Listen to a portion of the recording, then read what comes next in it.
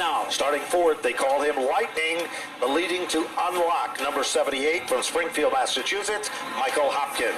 Invincible is in car number 23. Bright Image signs a sponsor for Vince Gambacorta. Superior refinishing brings us to 16. Runner-up in the points from Kensington, Connecticut, Nicole Chambrello. He was runner-up on the racetrack last week, finishing in second in car number 01.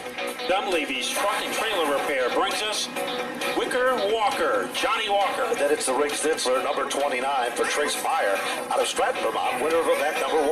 Last week's winner in car number 14, New England Asphalt presents Zach Robinson. The Lime Rock Partners brings us the 84 from Waterbury, Connecticut, Jake Higginson.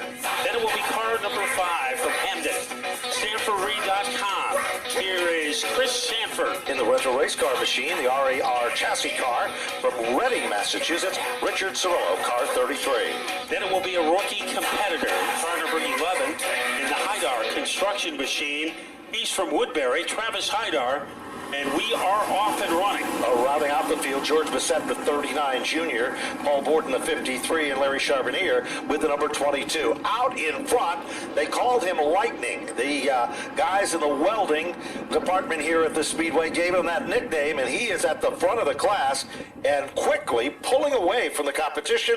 That's Michael Hopkins. A guy to keep an eye on is Johnny Walker. He was able to get underneath to move into fourth, and now he is torturing the back bumper of the Vince Gambacorta car. Keep your eyes on Zach Robinson. He was sizzling hot a week ago in that lipstick red number 14 car. Walker moves to the inside of Gambacorta. White and blue car with orange numbers, swings and sways to the left and the right. We've got a battle for third, and it's only the beginning, because besides all of that, next week is Military Appreciation Night with fireworks in the air and fireworks in the racetrack as well. For more information, please check out the website. Make those purchases tonight if you look for advanced sales, and be here for the Levy's Modifieds Night, Military Appreciation Night. Car number 39, the George Bissett Jr. car, is being put to the rear for over-aggression on the racetrack. So he'll go to the back of the field. So the puppy has to go to the dog pound. We'll see if he can get out of it. We remind also, too, that Autograph Alley for the Valente Modified Racing Series will be coming up after the Dare Stock feature, which will be in 9 laps from now. So you can get ready to go to Autograph Alley and beat our strong field tonight assembled for the Valente Modified Racing Series.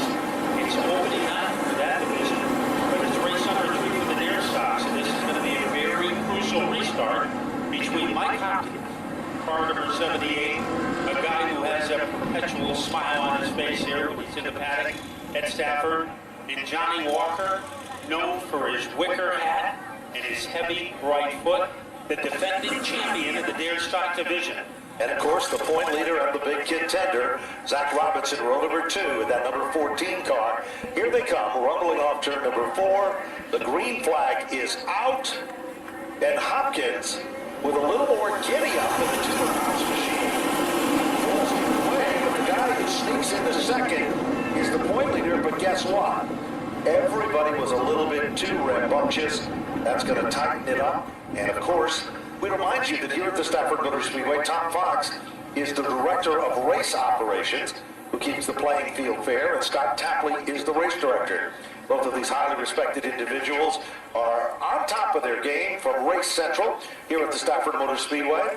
Rich Keeter on our starter stand with Chris Hopkins joining us tonight. Our condolences goes out to Mike Helberg, who had a passing in his family. We will be looking forward to see Mike back here next Friday evening.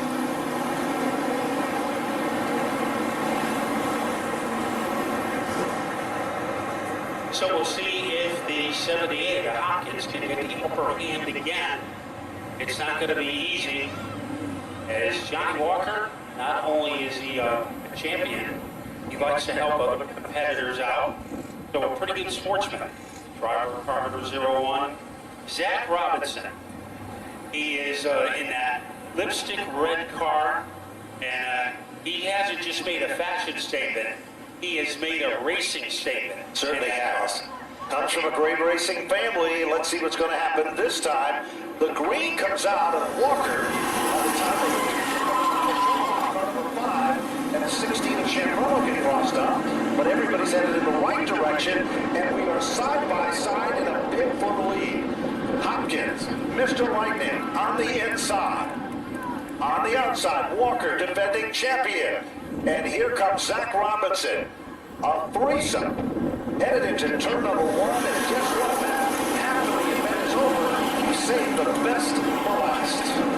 And top 3 here comes Robinson operating to the inside of Johnny Walker. Hopkins pulling away, and Robinson wants to say something about that. A little sideway in the corner for Hopkins. And no room on the inside for Robinson. And who's the tail that wags the dog in front? It's Zach Robinson. He was sizzling hot to win last Friday night. He's looking to turn up the heat down the back straightaway.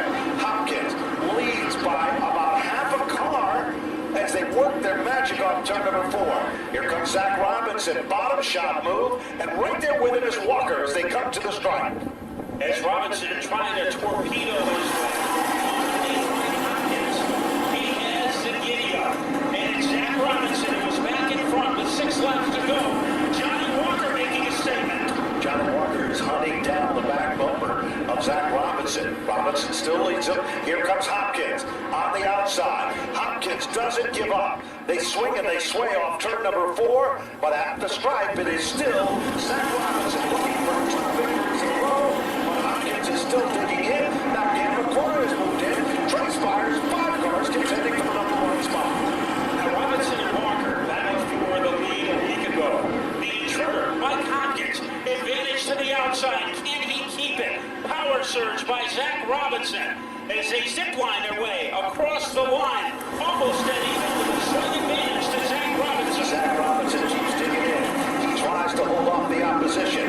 Hopkins and Robinson have been the only 2 leaders in 11 circuits of racing here at Stafford.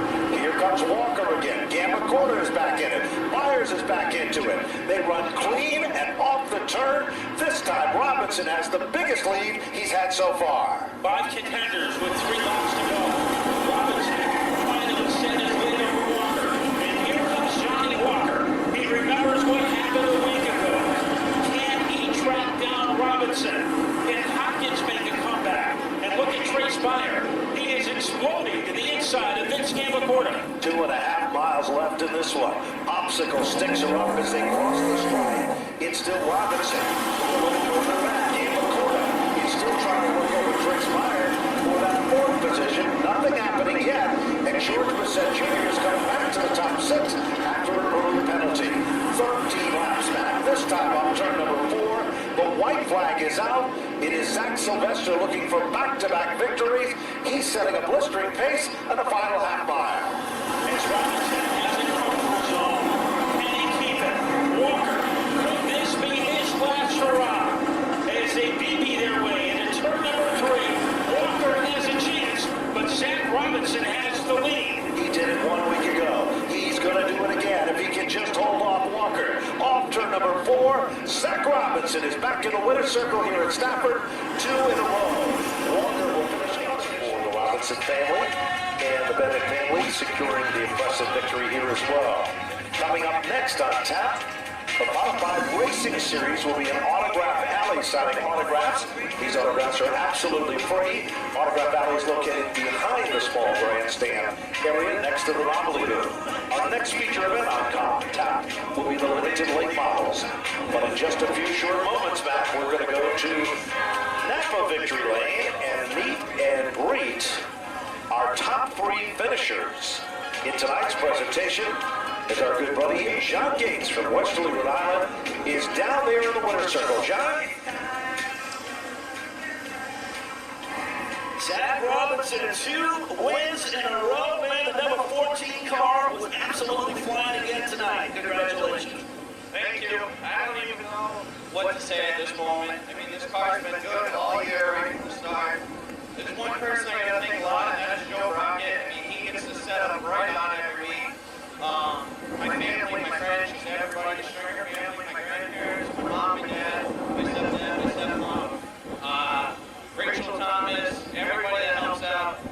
sponsors. There's one of them I wouldn't be here without them. New England Asphalt, they helped out a hell of a lot. But I'm going to thank Fortune by Dan, NEC Body Works, Napa, Putnam, Stringer Racing, Previous Place, Eastford, Putnam House, Riverside, 007 Mail Bonds, Wiesem Associates, JSB Motorsports, Western Boats, Roast Beef, Renner Race Car, and Duraflex for the Body.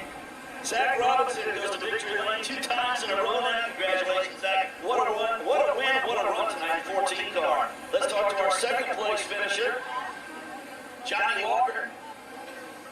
Wicker. Not quite quicker, but not bad tonight. Second place, second week in a row, man. Congratulations. Hey, getting points is all about solid top finishes, you know. I was working on Hopkins there, and then the start came out, and I kind of shuffled everything up, and, you know, still got a couple of the outside here, so and I shuffled in behind Zach, and then Zach were Hopkins there. It was a great race. Probably a little quicker than him, and a little bit more time before I got him. But I got to thank my sponsor, Don't Leave His Truck and Trailer Repair. He's the guy that makes sure we're here every year. Safeco Spray Foam. He's gonna help us out, so we're definitely gonna get that win next week. Jeff Ramsey Carpentry, Berardi Transmissions, Garrett Drywall Carpentry, Team 78 Race Engines. Forgot them. Napa and the Speedway, of course, and Small Fry. All right, defending champion Johnny Walker, he goes home second place tonight in the Dare Stock main event. Let's talk to our third place finisher, Michael Hopkins. Mike, man, I'll tell you, the 70 had him covered for most of the race, and then that last restart, what happened? Well, you know, it's tough to get pinched on the bottom there, and we were just running as hard as we could, a little tight at the bottom, but the 14 ran us clean this week. Thank you for that. And the 01 ran us real clean again. Good clean racing. The 14, I had a battle there pretty good. Congrats to Zach. He did a great job. Got to thank my sponsors, my crew as well, my family, my mom, my niece that helps out, my stepdad, my nieces, my sister, everybody that helps. Jay Lafayette, thank you so much. Leading to Unlock, our business management sponsor. They came on board this year. Thank you. We also have Tudor House Liquors in East Long Meadow. They got a great wine selection. Sullivan Welding. Thank you, Tom and the boys. Really appreciate it. Tonight we have Napa, Wild Thing Carts, Paradiso Insurance, Jeff Ramsey Carpentry. I think that's it. Mike, a good piece of driving, man. Congratulations. That car was flying tonight. That's the Dare Stock main event, and that was a good one, guys. Back up to you. John, it was a spectacular one, and one of our favorites always here at the Stafford Motor Speedway. Right now.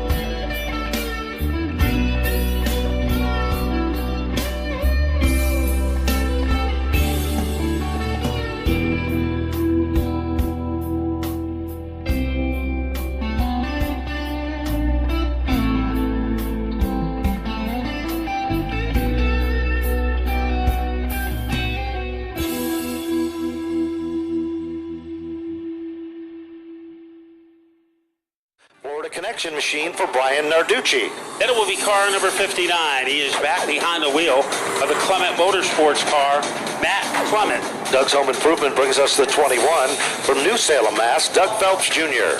And then it will be car number 92, a rookie competitor from East Long Meadow in the Safeco Foam car. It is Ryan Fern. Car number 12, his sister in the Safeco Foams machine from East Long Meadow, Mass, Alexandra Fern. Making the move up from the Dare Stocks is the driver of car number 11, Jet Memorial is a sponsor for Tyler Trott. Bob's Painting brings us the 77 from New Haven, Connecticut for Robert Bloxam Jr. Our contingency partners for the limited late models include Mr. Reuter Plumbing, New England Racing Fuels, and Sunoco. Field is under green, Matt, and they get him fired up, and David Tepp, who seems to get better and better every time out with that gold machine, is looking for the gold at the front of the class. But they are ganging up on him. To the outside is Bloxam. To the inside is Jeremy Lavoie. Also a contender is Surdell.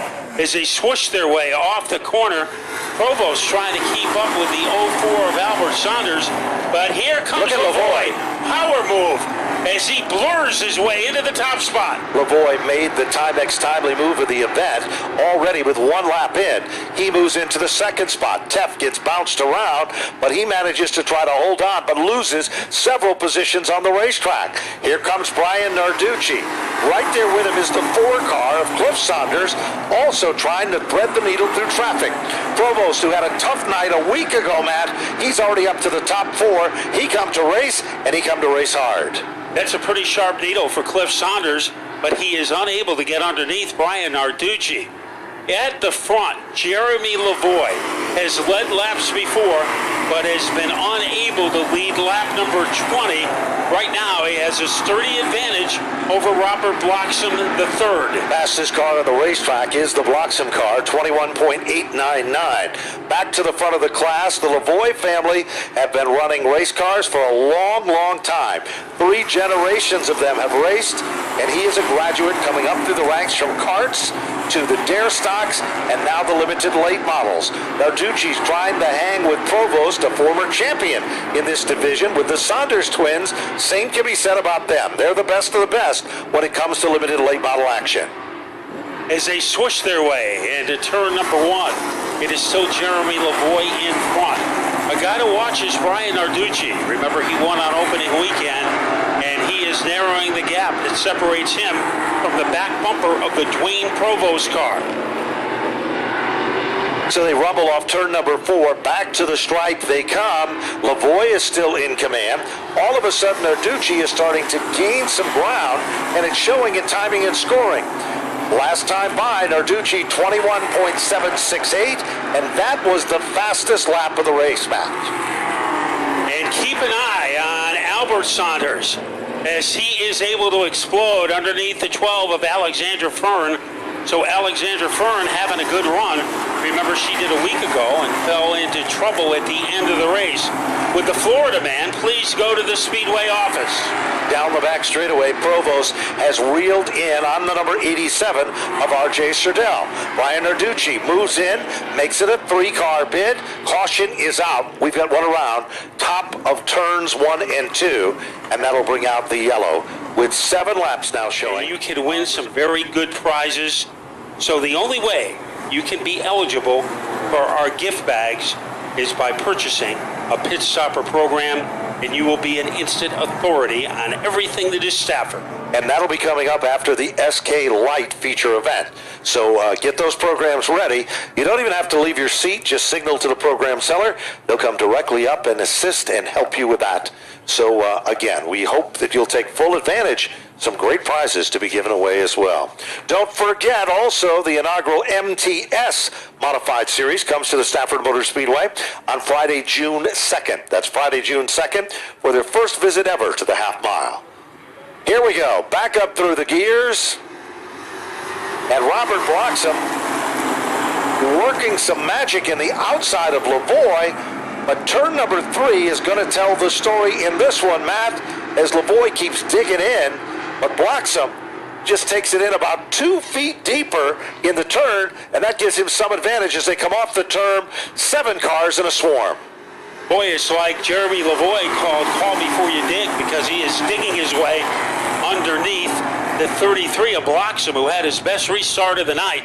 But the yellow comes out, and we have 2 cars involved. It is Tyler Trott, and the Surdell machine. He went through the process, and one of the things he looked forward the most was getting a prize from that prize closet. So the Bennett family have decided to put together a special box that will allow you to make a donation. Now, if you don't have a car with you, that's okay. You can make a purchase at the novelty booth, put it in the box, and you can turn around and fill it out, and you could be a lucky winner as well. Lights are off for the safety vehicle at the point, provided by Wheelan Engineering, first name and light sirens, and safety services used throughout the world. Bloxham got his best restart the last time around. Let's see what the 33 does as we are up to speed. And this time, Jeremy Lavoie, he gets the jump.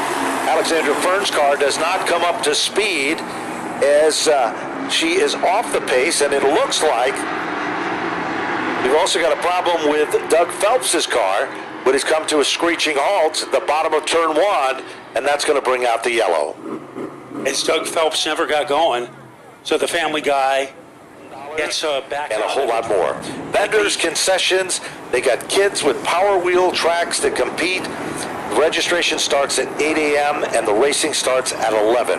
Admission is $15 per person. Additional competition fee is $20. Kids 12 and under admitted absolutely free. It sounds like the X Games for trucks. Yes, a lot of wild things are going to be happening tomorrow, and it will be great just to sit back, relax, and watch the Daredevils do their thing. Will the Florida man please go to the Speedway office regarding the two-seater?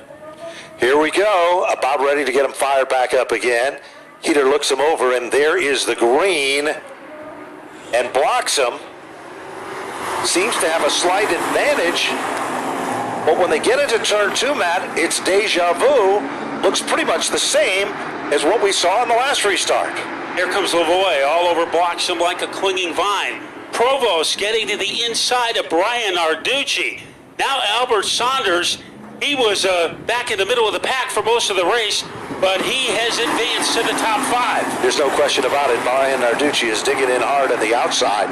He doesn't want to lose that point lead. Here comes Provost after the worst night of his racing career, he said last Friday night. He's worked some magic, making some noise among the top 3. He's up on the podium in second.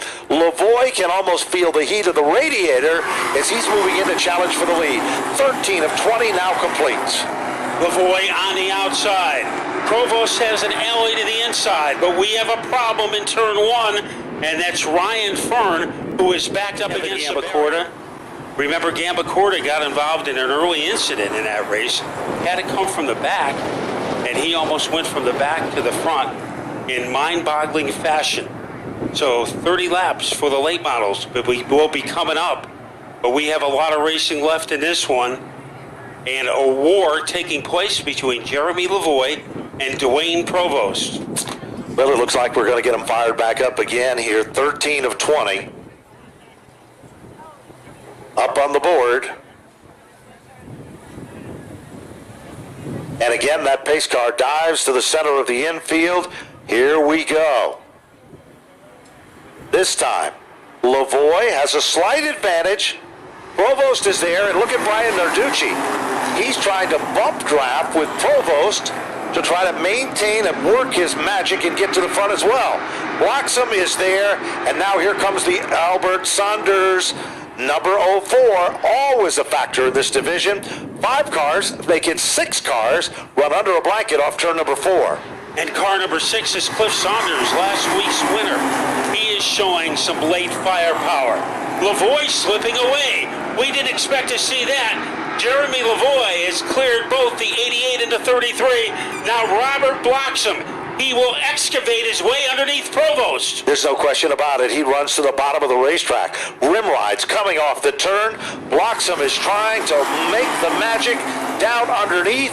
He slips up the racetrack. That's going to work to the advantage of Albert Saunders and Cliff Saunders. We've got 2 more cars spinning in turn number 1. Caution is back out. Ryan Fern, one of those cars involved in the mix-up. And the thing, when you come in on a Monday night, you are going to be entertained. It is hard racing. There are 5-year-olds racing in the Tiger Cubs, and that will bring a smile to your face. And then every division gets louder and louder until one of the final divisions of the night, the senior champ cars, when you see some of the best car drivers in New England competing here on Friday nights at Stafford. It all starts on Monday night, So if you're looking for something to do, some excitement to open the week with, come on out, watch the Wild Thing cars. You know, Matt, we also want to mention, if you want to relive the excitement of racing action here at the Stafford Motor Speedway, you can do it by purchasing a DVD. Just go to the website. We'll tell you more about that, because right now we're back up through the gears and we are racing to the bottom of turn number 1. Lavoie has had to work every circuit for this one. Provost, a champion and one of the best in this class, is working him over. Oh, down the back straightaway. The 04 of Saunders got up on the Narducci machine. His brother got up in the loose stuff, and Alexandra Fern tries to gather it back with Sordell and the number 21 machine of Doug Phelps. This is a fracas that doesn't seem to end. And now getting off of the track is R.J. Sordell, but the yellow is All out. the good folks who continue to pride themselves of doing it the route way each and every Friday night here at the Stafford Motor Speedway. And remember, the best way to keep abreast of what's going on here at the Stafford Motor Speedway is through our electronic media match. And what are some of the ways that we can do this? Well, you go to the Stafford website, you can go to our Facebook page, and some great stories. There was a good one on Richard Savory this week and how he hopes to break the Stafford domination in the Volante Modified Racing Series. So that was a great story. A great story on Tyler Leary, as tonight he tries to finish in the top 5 for the first time ever. Came close a week ago, but couldn't finish the deal. There is the green, and Lavoie continues to fight on the bottom. Brian Narducci has tried every lane on this racetrack, and just when he puts that car into an opening, all of a sudden the door suddenly closes. Narducci making some noise in the outside lane, and here comes Provost in command.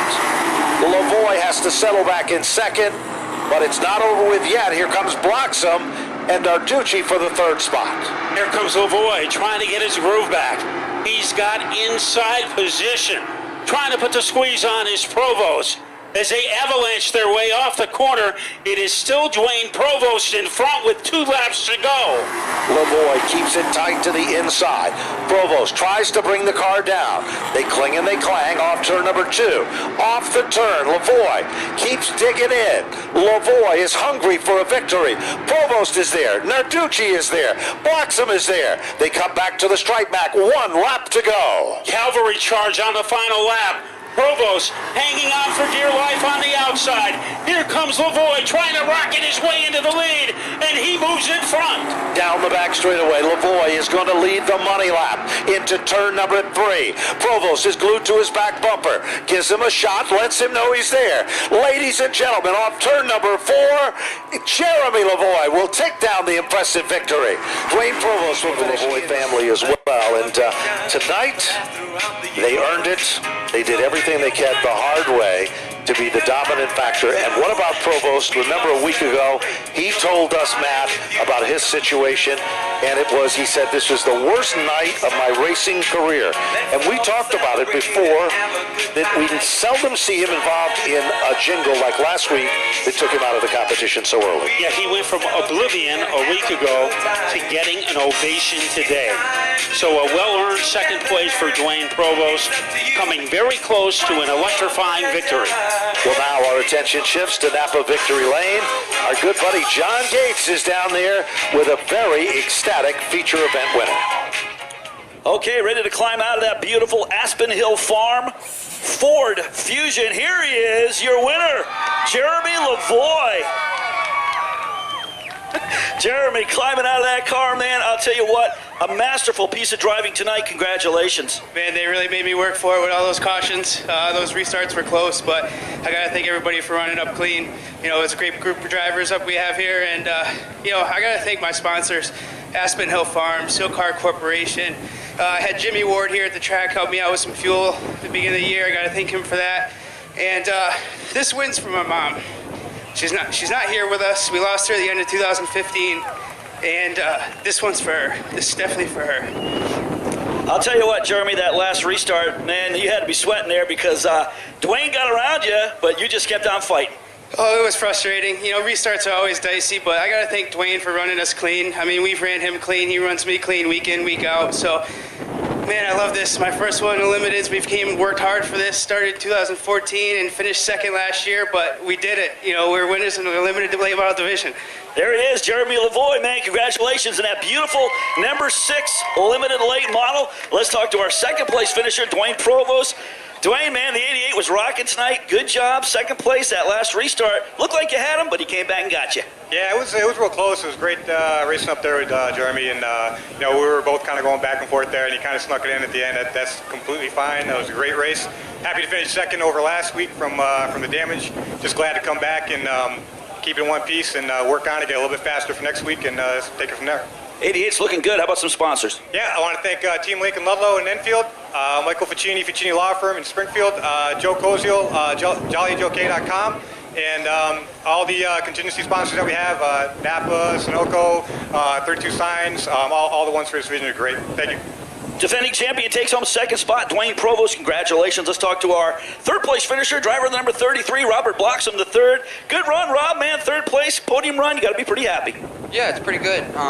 Last week we got wrecked, so all week after school, working on the car until 8 o'clock at least, and then homework after that. So it was a tough week. We had to fix both cars actually, so it actually was pretty good. We had an issue with the tires, so I put some new ones on this week, and ran pretty good. It was some fun restarts. We were pretty even. I was able to get them on some shifting sometimes, but other than that, through the race, I almost wrecked Provost. I want to apologize for that. Just got completely sideways. But some other people, you know, it's rough racing, and if you can't take what you dish out, then maybe this isn't what you should be doing. Robert Bloxham the third, well said. He takes home third spot in that potent number 33 limited late model, guys. Another good race here at Stafford.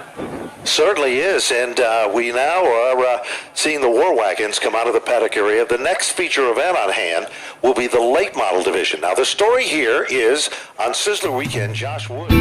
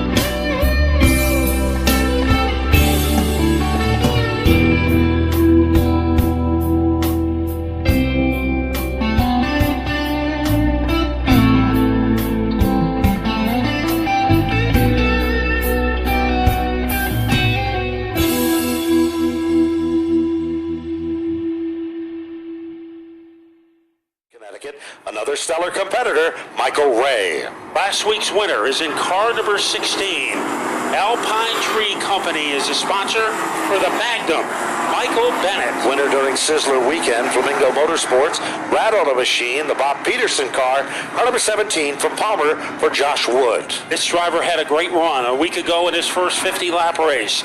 He's in car number 82, the Supreme Industries car for Paul Arute. And starting in the final row, it'll be the number 39 from Berlin, Connecticut, the Nashville Drive Machine for Paul Verrecchio Jr. And starting scratch, car number 01 for Jim Mavlogianis, the Magnum Steel Machine from Bethany, Connecticut. Double greens are out from Chris Gambano, and they are making some noise to the bottom of turn 1. But making the biggest racket is Tyler Leary. He is a half a car length in front of Tommy Butler. Butler sitting on his lap, but Leary takes the lead. As they swing off the corner, it is still Leary out in front, giving chase. Tommy Butler, as he has so many times in the past, and Rich Hammond. Remember how spectacular he was in the early going a week ago. He is pretty spectacular right now. He certainly is. Down the back straightaway. Here comes Butler all over the back bumper of the number 11 of Tyler Leary. Leary ran very strong. We commented a week ago it was one of his best runs in a long time here at Stafford, and he's showing that that was no fluke. Meanwhile, further back in the competition, struggling now, it is Wayne Corey in the 10, Michael Bennett the Magnum in the 16, as Mavlogianis is starting to make his presence known. Now Tommy Fern tried to move in underneath Hammond. He is doing it again. So Hammond holding on, but he has a defending champ. Crazy glued to his rear bumper. No question about it. Here comes Tom Fern up on the podium. And right there with him, the Alpine Tree Company, number 31 of Glenn Reen. Reen now makes his presence known. Rich Hammond still guarding the spot. That's the battle for the 4th and 5th spot. Kevin Gambacorta, again, is the fastest car on the racetrack. 21.384. 21.384. And following Gambacorta underneath Hammond, that is Michael Ray, and Ray makes a move with ease. Up at the front, Tyler Leary has never finished in the top 5 in a late model race at Stafford. Tonight could be his night, as he is holding his own and then some against Turbo Tommy Butler. Oh, wow, that's been happening at the front of the field. Meanwhile, Josh Wood, all of a sudden, Paul LaRoute gets shifted on the line. He loses 1 position. Meanwhile, back up front, it's still a youngster looking for his first career victory here at Stafford. From Hatfield, Massachusetts, Tyler Leary. Meanwhile, look at Fern. Butler and Fern have a lot of laps on this racetrack, Matt. And Fern is able to run strong through the turns, but Butler seems to have a little more giddy up on the straightaways. And he needs that giddy up because Tom Fern, he is relentless. So is Glenn Reen, pressuring Fern. He is in 4th. And Gambacorta, remember, Gambacorta usually comes on at the end. So this is Gambacorta just getting his feet wet now. He'll be diving into the pond in just a few moments. 8 laps completed. All those laps have been led by Tyler Leary. Certainly have, but keep your eyes on Gambacorta. Tom Fern now just clicked off the fastest lap of the race, 21.235, as he currently sets among the top 3 cars. Meanwhile, a little further back, Wood, and now all of a sudden, the Magnum Michael Bennett and Wayne Corey are starting to work over Mavlogianis.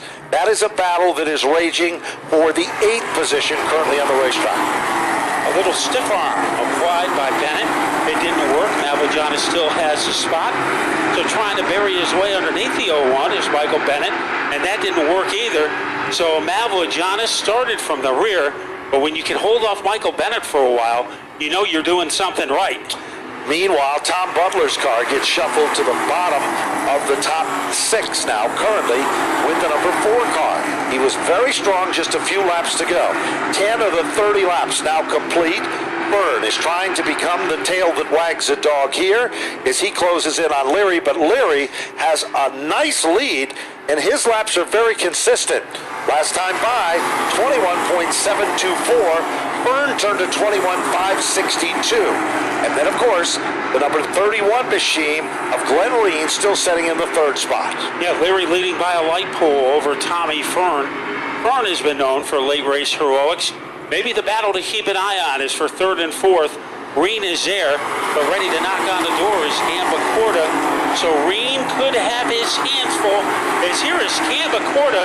He is Velcro to the inside of the 31 car. He makes it look so easy as he works his magic down to the bottom of the racetrack. Going, gone. He will pick up the spot. Off the turn, Glenn Reen in the Alpine Tree Company car goes around. As he was just contending, right there, will he get it? Fired learning. because this young driver has gotten stronger and better every time he has taken a green here at Stafford. And his learning curve is ready to take another step because he is going to be restarting alongside the 4-time champion Tommy Fern. So there is no margin for error right now for Tyler Leary. Let's see what's going to happen now. There is the green, and Leary and Fern with a little power assist from Gambacorta, but Leary continues to hold on. That neon green and black number 11 is still the leader, but look at Gambacorta. Like he was shot out of a cannon, Matt. He moves quickly into second and goes around Fern like Superman. They screech off the corner. Gambacorta is a guy making things happen. Tommy Butler is on the inside in the number 4 position, trying to get by Ray, and he does. And look at Mavrogiannis. He came from the weeds, and he moves into the top 5. He certainly does. He suggested that he would like to go to the rear of the pack because he wasn't quite comfortable with the race car, but now it's looking very comfy cozy as he has now moved into the top 5. Meanwhile, back to the front of the field, Leary is still the leader. Fastest lap turn, 21.235. Tom Fern, your third place car. Now keep your eyes on a side-by-side battle for the 5th spot, the 6th position, and 7th and 8th. As Michael Ray was able to duck inside Mavrogiannis to reestablish himself in the top 5. So a pretty good move there. Look at Glenn Rain. Remember, he was sideways just a couple of laps ago, and right now he moves into the top 6. Glenn Rain is a man possessed, working his magic.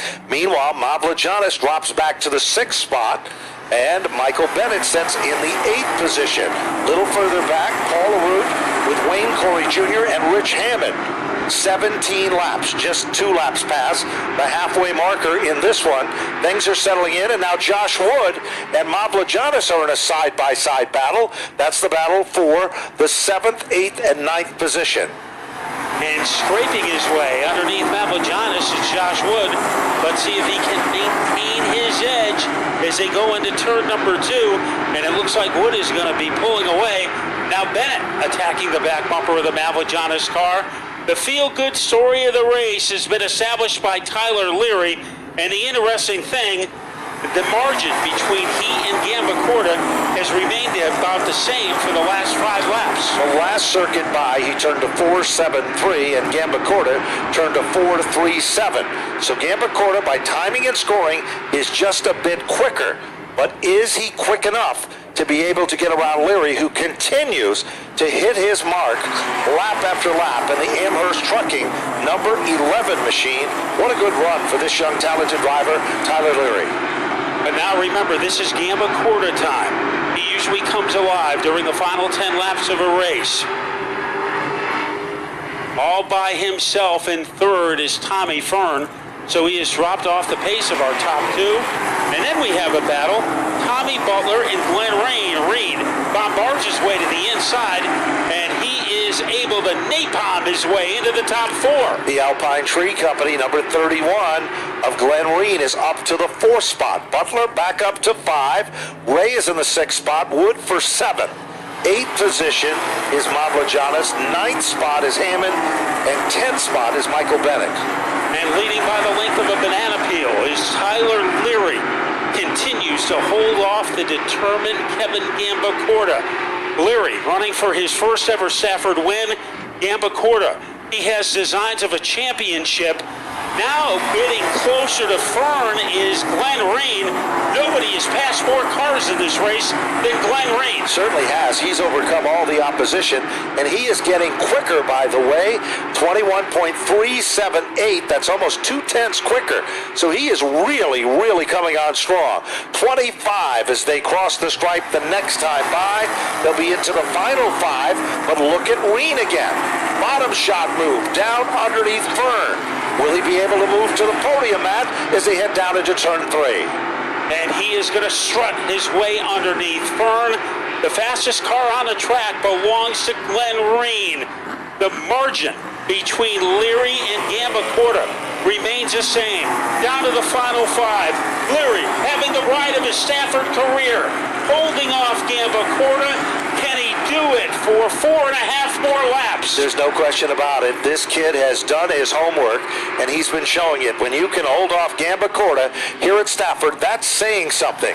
Bottom of turn number 1. Leary still continues to run right where he's supposed to on the racetrack, not giving up an inch at all, running a perfect line. Turn number 3. Gambacorta reeling him in like a Tom and Jerry cartoon, a little cat and mouse action as they come to the stripe. 27 laps complete, 2.5 miles left to go. Only a knitting needle separates Leary from Gambacorta. Green is in third, but in the spotlight, Tyler Leary. Last week wrecked his car late in the race. He has resurrected it tonight. 2 laps to go for Tyler Leary. These are the final 2 circuits. They've worked so hard, so long, trying to secure a victory here at Stafford. Something they've dreamed about, but Gambacorta reels him in. Gambacorta looks to take a peek at the bottom. Leary slams the door. Off the turn, here comes Gambacorta. Off the turn, down to the stripe. White flag is out, and there's no surrendering in a battle for the lead. A slight advantage for Gambacorta heading into turn 2. Does Leary have comeback power? Is he shotgun their way into turn number 3? Gambacorta in front.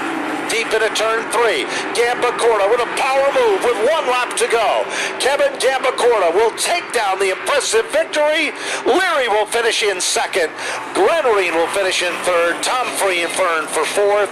And Michael Ray to finish among the top 5. Then it was Tyler Leary. Had never finished in the top 5 before in a late model race. You can throw that statistic out the window because he has done it tonight. You said patience. Kevin Gambacorta almost pulled off the move a week ago against Michael Bennett. He was able to do it tonight against Tyler Leary. Clean, fast, efficient, and exciting. Kevin Gambacorta looking for a championship this year. And if he can run like that, the patience combined with firepower, he's going to be a tough guy to beat out. He certainly is. And Glenreen is showing that he's adjusted. He can drive anything. Anything you put this talent behind the wheel of, he's going to get into the front. Craftmatic adjustable bed to the winner's circle as he put on a show tonight. So Gambacorta got the win, but the show was put on by Glenreen. It certainly was. And now we're going to direct our attention to Victory Lane. The Rafferty Fine Grading Machine is in Napa Victory Lane. Let's go down to John Gates. John? Okay, Kevin Gambacorta goes to victory lane indeed in the beautiful number 23 car. He had to fight for this one. Kevin Gambacorta, good run, man. I'll tell you what, the 23 was absolutely on fire tonight. You had to earn that one, passing a lot of cars. Yeah, just like last week. This is one badass race car. It could still be better. Made it better this week, but it could still be better. Man, this is unreal. Have a car like this, holy cow. Just think these guys that come here every Friday to help me. I mean, that's unbelievable to me. I had to thank Rafferty Fighting Grading, Life Care Family Chiropractic, Jay Stewart from JMD Chassis, and like I keep saying, man, Dave Miller, brand new piece in this thing, and it's unreal. Kevin, the late models put on a great show tonight, man. You got to be happy. Just with the level of competition out there. Yeah, this is 2 really good races in a row. Tyler there in 11 did an unbelievable job, and I don't think I would have got him without. I think he made a little mistake. Otherwise, I don't know. I don't think I would have got him, but man, this is unreal. Big win, NASCAR late model feature winner, Kevin Gambacorta in the 23. Let's talk to our second place finisher, Tyler Leary. And man, Tyler, come on over here, man. You got it really close. Tell you what, the number 11 car, it looked so strong early, that last restart. Yeah, no, the car's been phenomenal all year. It was a big turnaround from last year. I got to thank Bob Philp for putting in all his effort in this and getting this thing to go finally. So it's good to have a consistent race car underneath me. And man, I got a lot of people to thank for this. I got to thank Dad. Without him, not possible. All the sponsors on the car. We'd be here all night if I listed them all, but they know who they are, and a tremendous help. I got to thank Uncle Jimmy. I got to thank Louie, Brandon, and Logan for coming out tonight, and the fans for coming out on this wonderful early summer night, and thanks to Stafford Speedway.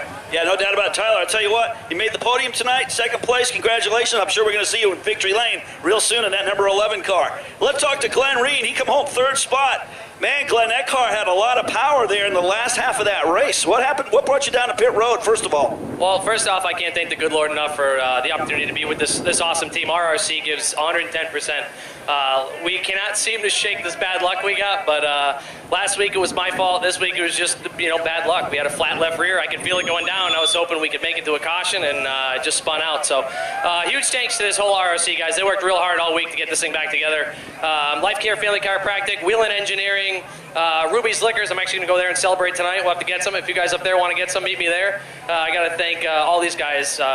It's just a great effort. TA Engines, and it's awesome. Glenn, are you ready for the SK Modified main event a little bit later on? Yeah, a little happier that thing's got a screen in it. It's not as hot, but it's still hot in them cars. There he is, man. Class Act, third place tonight. Glenn Reen in car number 31, guys.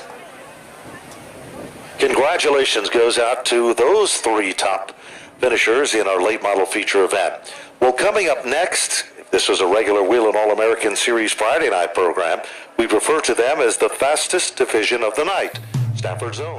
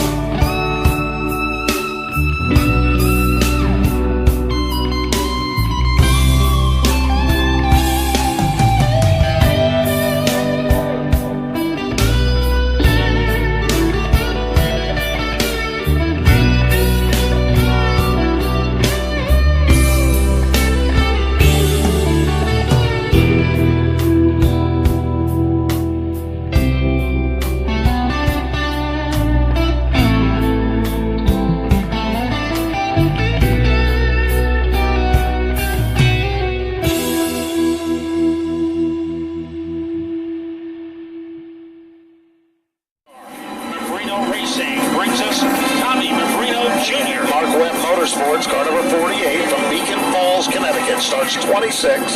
It is Ed Spires. And then it will be car number 70 in the Boca Signworks machine. He is from Plainville, Robert Goulet. 27 of the best, the SK Modifieds, who have made the fans jump up and down in their seats every time out. Tonight will be no exception to the rule. They rumble off turn number 4. Ladies and gentlemen, this is Jack's Dream. These are the SKs. Here's Matt Buckler with a call. And trying to get off to a fast start on the outside, Dan Avery on all Summers' front row. Owen fighting back, but Avery will have the lead heading into turn 3. And it's Glenn Reed who follows his teammate to the outside, but Todd Owen keeps digging on the bottom. Owen keeps it tight to the inside. Todd Owen isn't done. Lap number 1 sees Dan Avery as the leader, but the fastest car on the racetrack is Tyler Hines. Here comes Owen again. He'll make his presence known.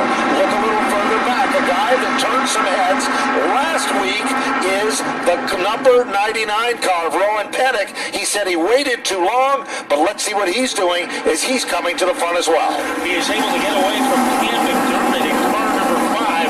McDermott's fighting back. Green is getting assaulted by Rowan Pennick. Pennick looks tough on the outside group. Certainly does, but it's still Avery. Meanwhile, Owen changes his strategy just a bit, peeks at it on the inside. Further back, here comes the number 11 machine of Tony Membrino Jr. Cars hit into the wall. Owen, car number 81. And also, You pay enough, no matter how you look at it. Owen just paid a price as he is still on pit road. Well, they call that. It looks like we are ready to go back to work with Owen still on the sidelines. Check out that front row. Glenn Reen, as a youngster, went to Riverside Park Speedway, and his favorite driver was Dan Avery. He has a picture of Reen in Victory Lane with Dan Avery when he was about 7 or 8 years old. He was ecstatic when he was able to join the Avery stable and keep his race car in the same shop for 2017. Todd Owen never gives up, returns to the competition, and let's see what's going to happen. There is the green.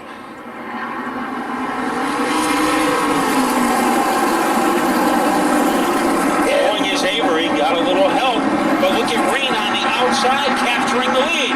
Keep your eyes on Cam McDermott. A week ago, Cam all of a sudden came to life, and we haven't seen him that aggressive in quite some time. He's showing it was no fluke. McDermott moves into second, but I don't think he's going to stay there long. He's going forward, and right there now, Rowan Pennick showing championship stuff, but what about that 11 of Tony Membrino Jr. up to the top 5? He has some pyrotechnics in that number 11 car, holding off the combination of Matt Galco and Michael Jarvis. It is Reen out in front, and the man is going to try to track him down. And McDermott looks tough on the outside, but a crossover move by McDermott. Reen was prepared for it. Dan Avery makes the bottom shot work when he saw McDermott's car literally got sideways. He gathers it back. McDermott keeps digging in on the outside. Side by side, racing for second. Avery back there in the number 2 spot. All of a sudden, coming to the front of the field, guess who it is? Car that's working its magic. It is the machine of Chase Dowling. The number 50 car is up to the top 6, Matt. And he is trying to overhaul Tony Membrino on the outside. He does it. Now challenges McDermott. Reen, followed by the Cavalry. Looking for some room on the outside is Ted Christopher in car number 13. Galco having a great run. And now it is Reen getting an attack from Dan Avery, who has room on the inside. He certainly does. He makes the bottom shot work. Reen just shuts the door. They're side by side like two cymbals in an orchestra. Back to the line. Avery is the brand new leader. All of a sudden, it is the Hitchcock Pool Waters machine up to second for Rowan Pennick. And here comes Chase Dowling. Dowling shows it was no fluke that he was Superman during the running of the Sizzler. Dowling works his magic in the upper groove. He is the fastest car on the racetrack. But you talk about Superman, right now, faster than a speeding bullet. Dan Avery holding off the two-time defending champion Rowan Pennick. On the outside is Dowling trying to put away Reen. He does. McDermott is not surrendering. And now Keith Rocco has moved up to play with the big boys. There are 6 cars in a pack like a swarm of bees coming out of the nest, off the turn. Avery still there at the point. Here comes Chase Dowling. High, wide, and handsome to the outside. Pennick on the bottom. They're wheel to wheel. Behind them, here comes Kid Rock. Reen is there, and McDermott still refuses to die. Almost fastened to the back bumper is Dowling. Here comes Pennick. Inside advantage. Trouble out. Eric Byrd goes spinning. Turn 2 underneath the Napa billboard. And that'll bring out the first caution of the event. Wow. And what intensity at the front. What makes a great driver? Whatever it is, it's in the cereal bowl of Chase Dowling, because those Wheaties are making him like Muscle Man, running from the middle of the pack to the front. Yeah, he goes to a different store than most of us do, as he is on the outside of row number 1, Rowan Pennick. He has competed very tough for the first 12 laps, and we are about ready to turn him loose again. Avery versus Dowling in the fight for the lead. Off the turn. Here they come. Good start. Avery has the advantage. Meanwhile, Pennick, and here comes Dowling. Look at Chase Dowling. On the outside like an arrow being shot out of a bow. Dead even with Avery. He runs to the top side of the racetrack. At the stripe, Chase Dowling is your brand new leader. But it's short-lived. But now he moves into the comfort zone, and here comes Rowan Pennick. Car 99. but Avery.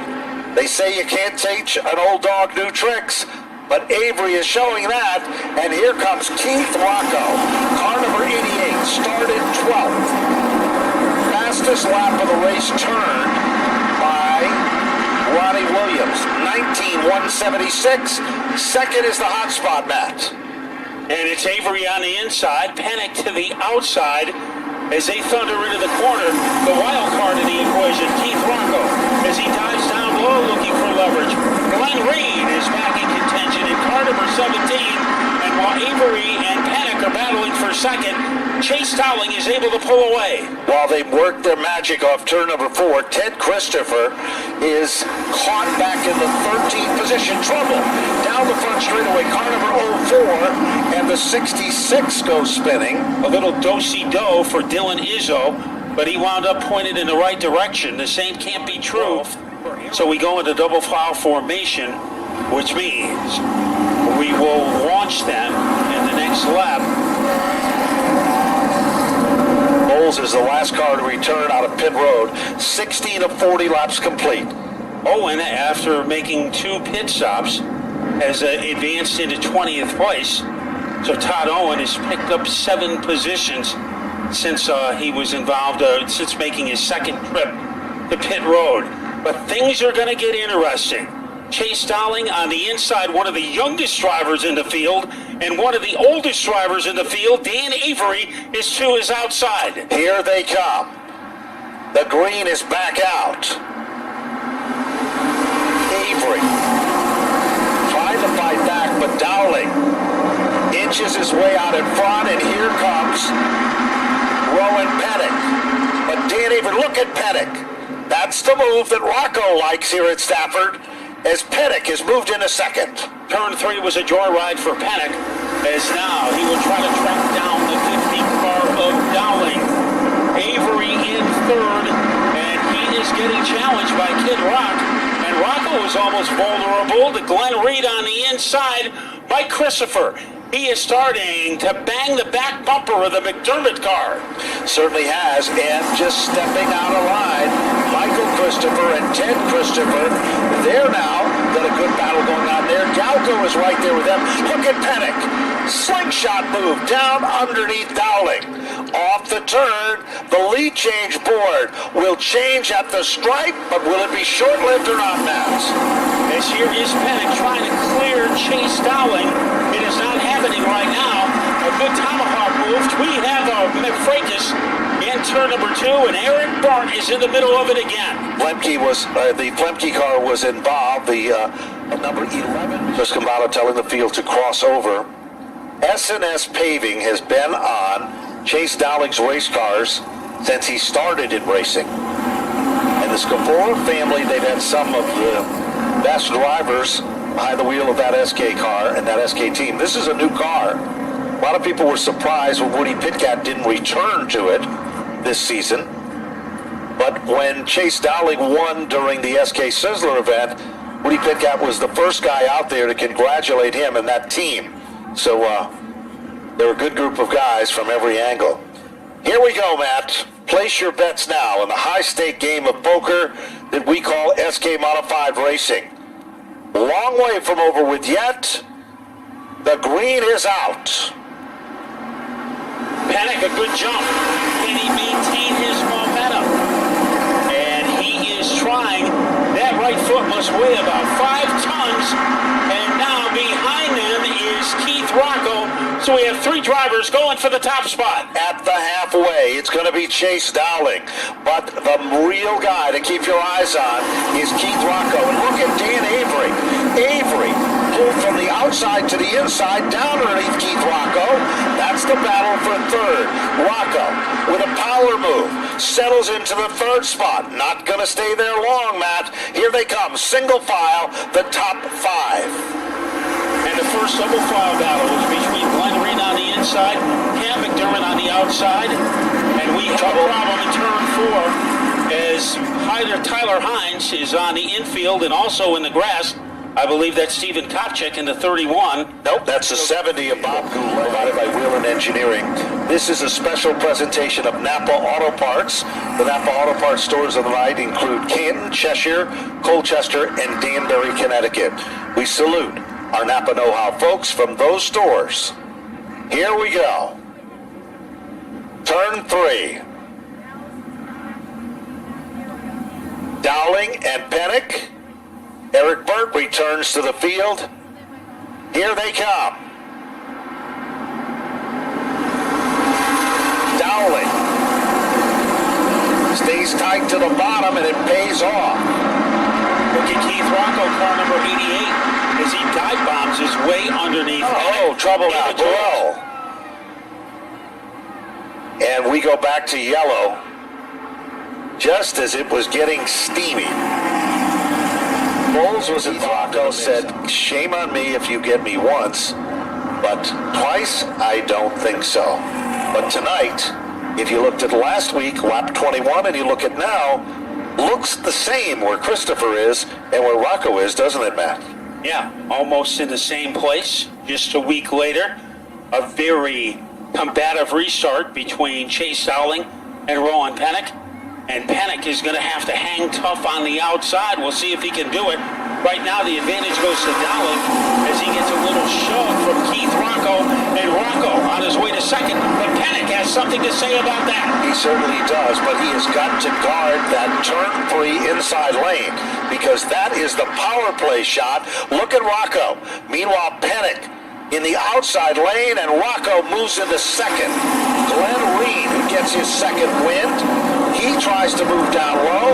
Avery is there, the Horsepower Hills Farm group, and who's right behind them? TC, Ted Christopher. It's not over with yet by any stretch of the imagination here. Christopher has gotten away from McDermott, and now he's going after the back bumper with the Glenn Reed car. Dowling pulling away, and it's Rocco in second, Pennick in third, Matt Galco. He is making a determined move underneath Glenn Reed, so Reed is going backwards, and Galco is moving up toward the front. That's right. It is Galco up to the 6th spot. He was just 9th a lap and a half ago. Rowan Pennick tried to make a bottom shot move to get back into second. It didn't work. Here comes Keith Rocco. He's nipping at the heels of Chase Dowling. But Dowling is hitting his marks. Ronnie Williams still turns the fastest lap of the race. The times between Dowling and Rocco and Pennick are almost identical, Matt, with 25 and 40 now complete. The top 3 can fit inside a watermelon with Dowling leading. It was Pennick almost going inside Rocco. He thought better of it. In 4th is Reed, hanging tough, and here comes Ted Christopher as he tries to rabble-rouse his way underneath Glenn Reed. Christopher working over Reed. Meanwhile, back up front, here comes Pennick again. He aligns himself with the back bumper of Keith Rocco as Rocco still settles into second. That's a Dunleavy-sponsored car as well. Meanwhile, Chase Dowling, last time by 19,107. Chase Dowling and Rocco, 19,117. Pennick, 19,071. So the third place car is faster than the second and the first place car on the last circuit block. That means Rowan Pennick needs some racing room, and right now he is not finding it. It is Christopher inside position against Reed. He gets 1 tire, 2 tires, even coming off the corner. It is Ted Christopher up to the 4th spot, and Matt Galco follows him through. And trouble out, turn 4, Mike Christopher has a problem. Caution comes out. So the caution comes out. Wow, take a deep breath, Dowling. And then Keith Rocco is there, but it is closer than you can imagine. And as you pointed it out, Matt, it's just a matter of getting the space on the racetrack to make the power move. And now Ted Christopher's up to the 4th spot. Glenn Reed for 5. Matt Galco for 6. Ronnie Williams for 7. Avery back in 8th. McDermott in 9th. And Stephen Kopsick, we haven't talked about him. He has now emerged under the top 10. And Todd Owen has passed a lot of cars to come from the back He is currently in position number 11. And now the moment of truth for Chase Dowling and Keith Rocco. Rocco, one of the best on restarts here in the SK division. As they get up to warp speed, they are dead even. Dowling and Rocco will go into the turn together. Certainly will, but Chase Dowling has just a little more momentum. You wouldn't believe it running the bottom like that. But Rocco continues to take it in deep on the outside. We don't see Rocco run that outside lane off four that much, but he pulls back into formation and sets in the second spot. Now, Glenn Reed applying the pressure with Ted Christopher. And now, all of a sudden, Ronnie Williams is there. He's in the bottom lane, and the Avery and Glenn Reed group. Right there. Ronnie Williams underneath. We have a problem as it's Mike Christopher going onto the safety road. And the number 70 of Robert Goulet spins. Tommy Fox up on the edge of their seats, watching the magic here. It looks like we could be in for a repeat thriller in the closing laps because we've still got 9 circuits to get the job done. Matt, you get the feeling that the race might not even have started yet. That's right. Because we've got Rocco hanging out with Dowling. We have Christopher hanging out with Pennick. And then Glenn Reed, a man who never seems to be very far away from the lead. Matt Galco is his dancing partner as we get ready to turn up the volume. Here they come. And Rocco with a power move to the top side. Dowling kicks up a little bit of dust, but Dowling is back in command. But here comes Ted Christopher. Christopher, bottom shot move. Galco goes up high and scuffs the wall. As a little contact, it appeared between the 13 and the 3, lived up to his nickname, Tenacious Todd tonight, because he could have very easily thrown in the towel. Instead, he's thrown that car around into places that most drivers won't throw their car in. You know, and I don't think he's done yet. With 9 circuits remaining, you know, he just never gives up. This is one of the hardest working guys in the sport, I will tell you that. And he just doesn't work on his own race cars. He works on a half a dozen other people's cars and to make sure that they have good equipment to run as well. Here we go. Deja vu or something new? Here they come, Matt. And Rocco, something new. Rocco takes the lead away from Dowling and does not come up to speed. And guess what? Comes out. It was a reprieve for Chase. Yes. So, Scott Tapley and Tom Fox says, you got to do it the right way. There's no wrong way. And let's get this thing back and ready in check. It was something new, a false alarm. Here we go. There's the green. That's the start we were looking for. And Rocco seems to have enough giddy up to get alongside, but not enough to get by.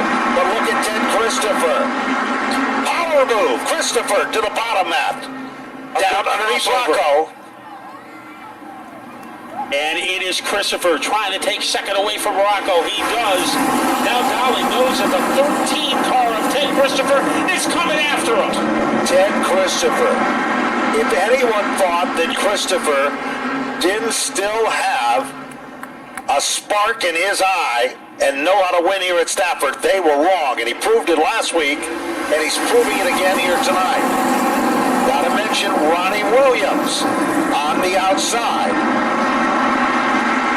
Williams is up to the 4th spot now. Pettick is still battling down low. And Pennick is able to reestablish himself in 4th, but Williams, he is latched on like aluminum siding to the outside. Dowling leading by a canoe handle over Christopher, so he is able to extend his lead with 5 laps to go. No question about it. It's good racing. Racetrack to the bottom of the top 15 in this one. And it's still Chase Dowling. But remember, just like last week, it's not over with yet to the final circuit, and you cross that stripe off the final turn.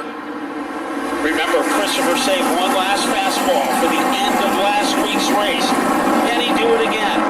Rocco in third, being hounded and surrounded by Rowan Paddock. Then we have Williams in fifth, Reen in sixth, Avery seventh, McDermott in eighth, Todd Owen in ninth. But the drum major of the parade continues to be Dowling by a very sturdy margin over Christopher.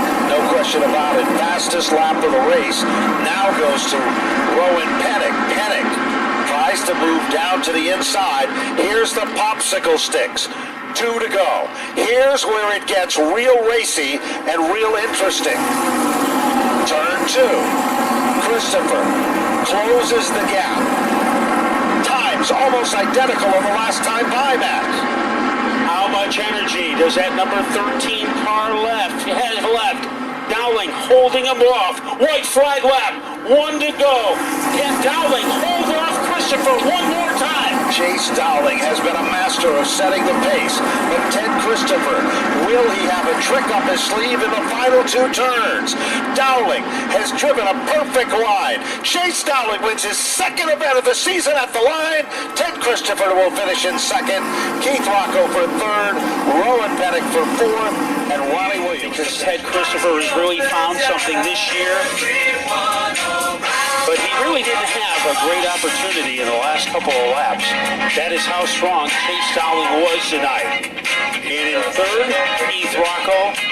Keith Rocco, another podium run for him. So Rocco and Christopher and Dowling, frequent visitors to Victory Lane here. But the man who has the best perch at Napa Victory Lane, Chase Dowling, never gets excited, never gets over anxious.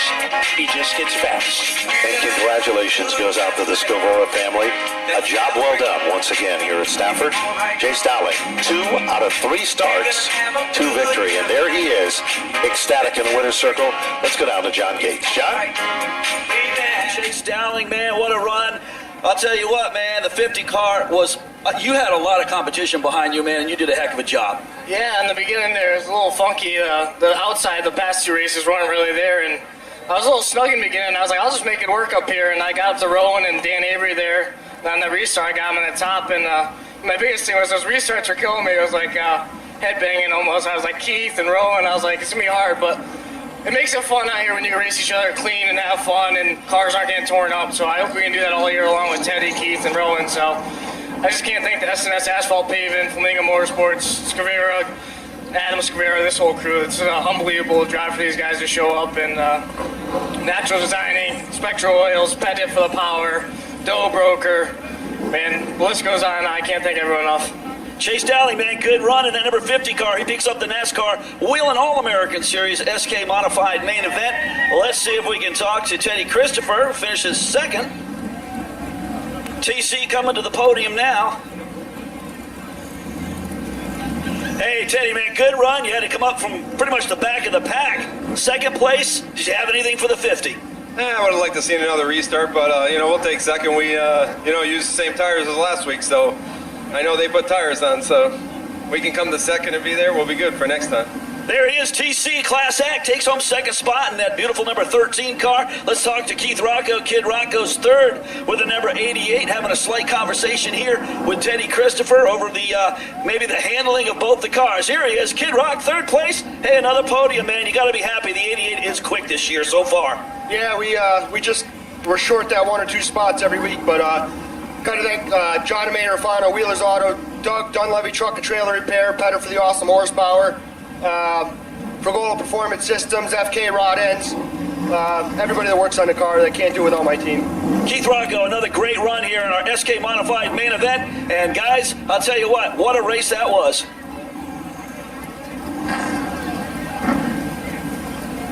And a great race for Chase Dowling as he notches win number 2.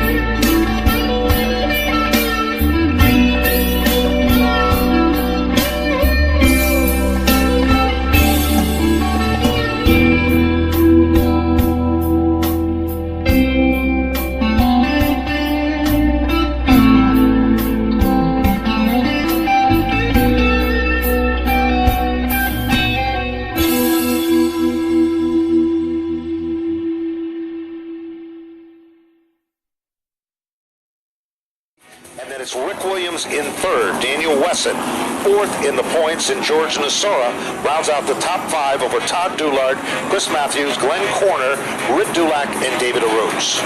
This is a final tune-up for the SK Lights prior to next week's 40-lap main event. This will be 20 laps of fireworks on the front row. Nathan Pitko and the 99, very similar to the car driven in the Valente Series tonight by Richard Sabery. It is Rick Dulac behind the wheel of that car. Here they come, ladies and gentlemen, off turn number 4, giving them the evil eye. The double greens are out. And it's Nathan Pitko in command. But already, Glenn Griswold is making his mark in the front row. And look at Todd Doulard. Car number 16 is Doulard. Had third for a split second. Now Dulac gets it back with a strong move on the outside. And he surrenders third place to Todd Doulard. Keep your eyes on David Aroots, Brett the Jet Gagne, and Chris Matthews. Griswold going for the lead. Down the back straightaway, Glenn Griswold. Look at Todd Doulard. He's the tail that wags the dog as well, as now Griswold becomes leader number 2. Bottom of the top 5. That's where it gets real racy. Rick Williams in car number 59 having a great start and shooting through on the inside lane as that appears to be Wesley Prucker. Caution comes out. A scramble in turn number 2. Remain out there or not. Corey DiMatteo has been able to stay out of trouble in the early going. He is in the middle of the field.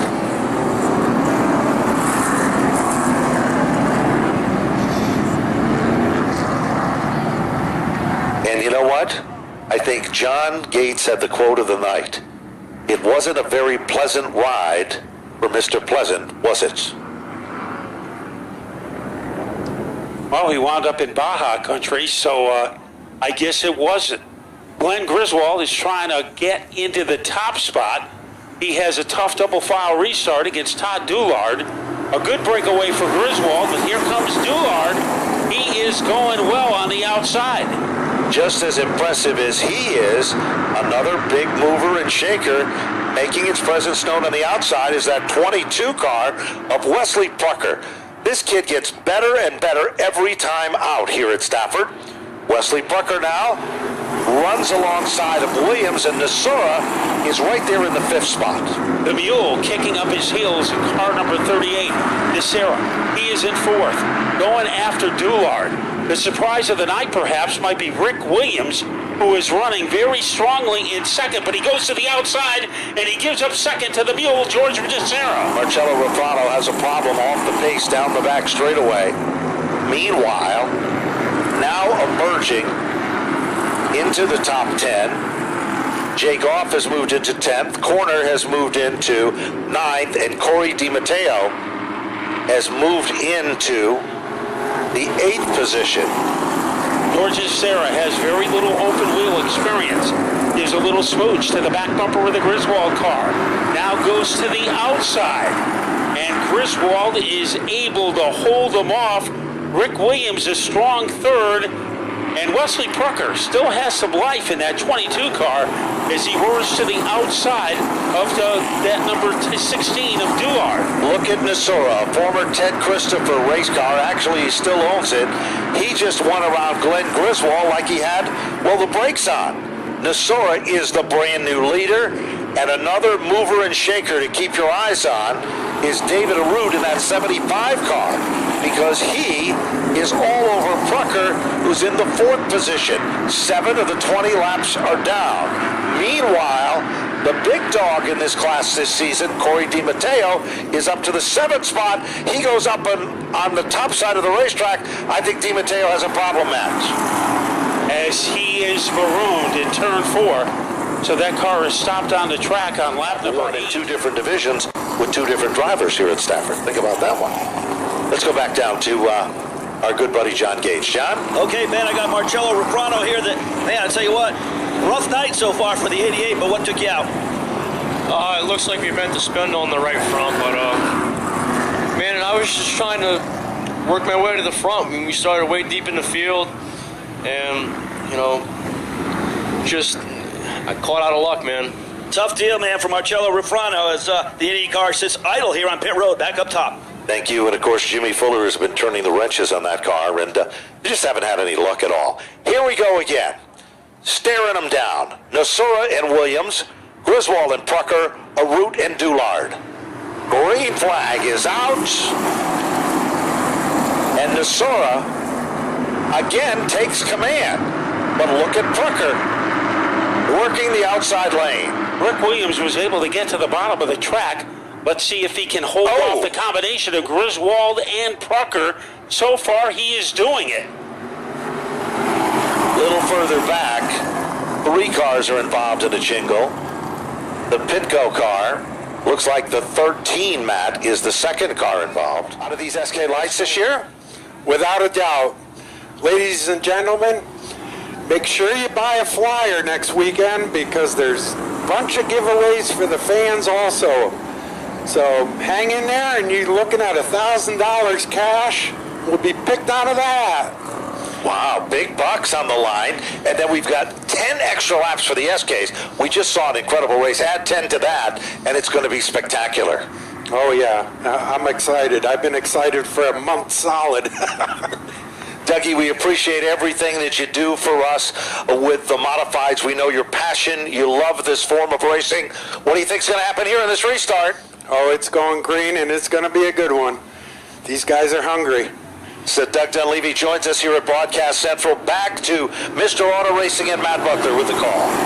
And going to the dinner table was George Nacera. Following his footsteps is Williams, and now to the outside, a bold rush by Wesley Prucker.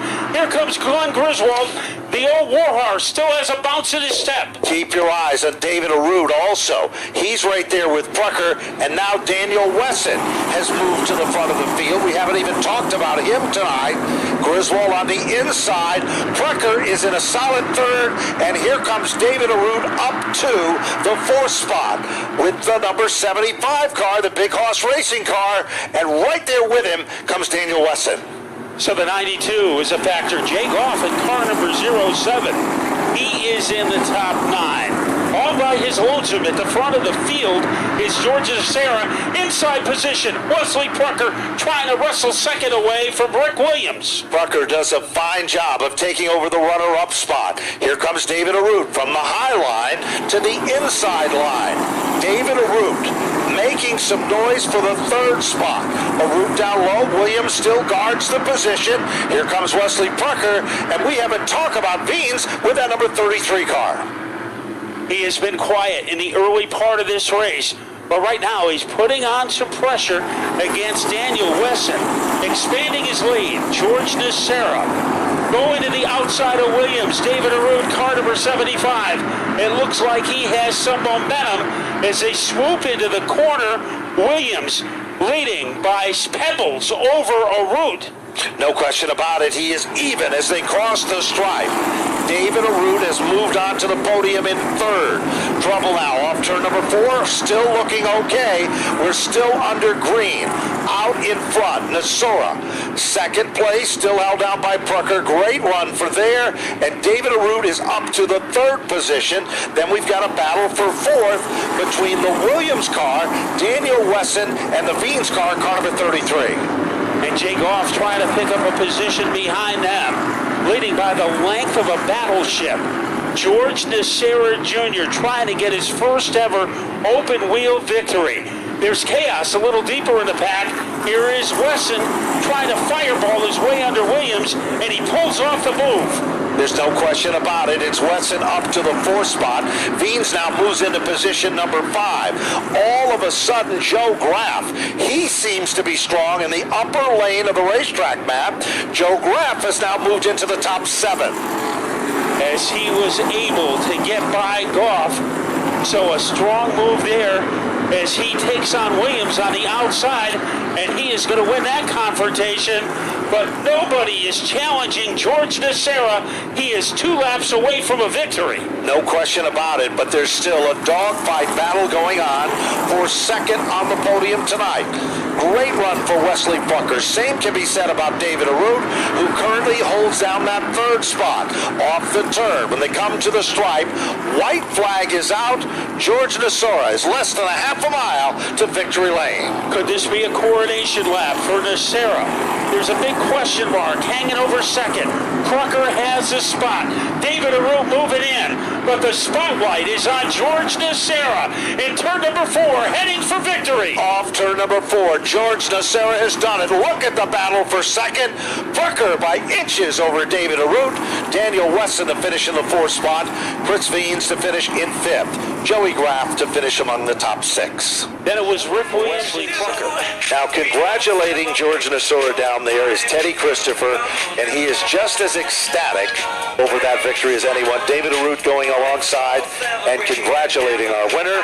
We'll head down to victory lane to meet a very deserving winner, John Gates, George Nasora. What a race. All right, George Nasora Jr. goes to victory lane. I tell you what, that number 38 car was rocking. He gets his Napa victory lane hat on, getting ready to get out of the race car right now is George Nasora Jr. in the Allstate Fire Equipment Chevrolet. Here he is. Give it up, first time SK Light Modified winner, George Nasora Jr. A very excited driver of the number 38. George Nasora Jr., man, gets a big hug from Teddy Christopher. Good run. I'll tell you what, the 38 car could not be denied tonight. A big victory for you guys. Oh, this is awesome. This is honestly a dream come true. I've been racing for about 25 years now or more, and I've always wanted to get in one of these things and run.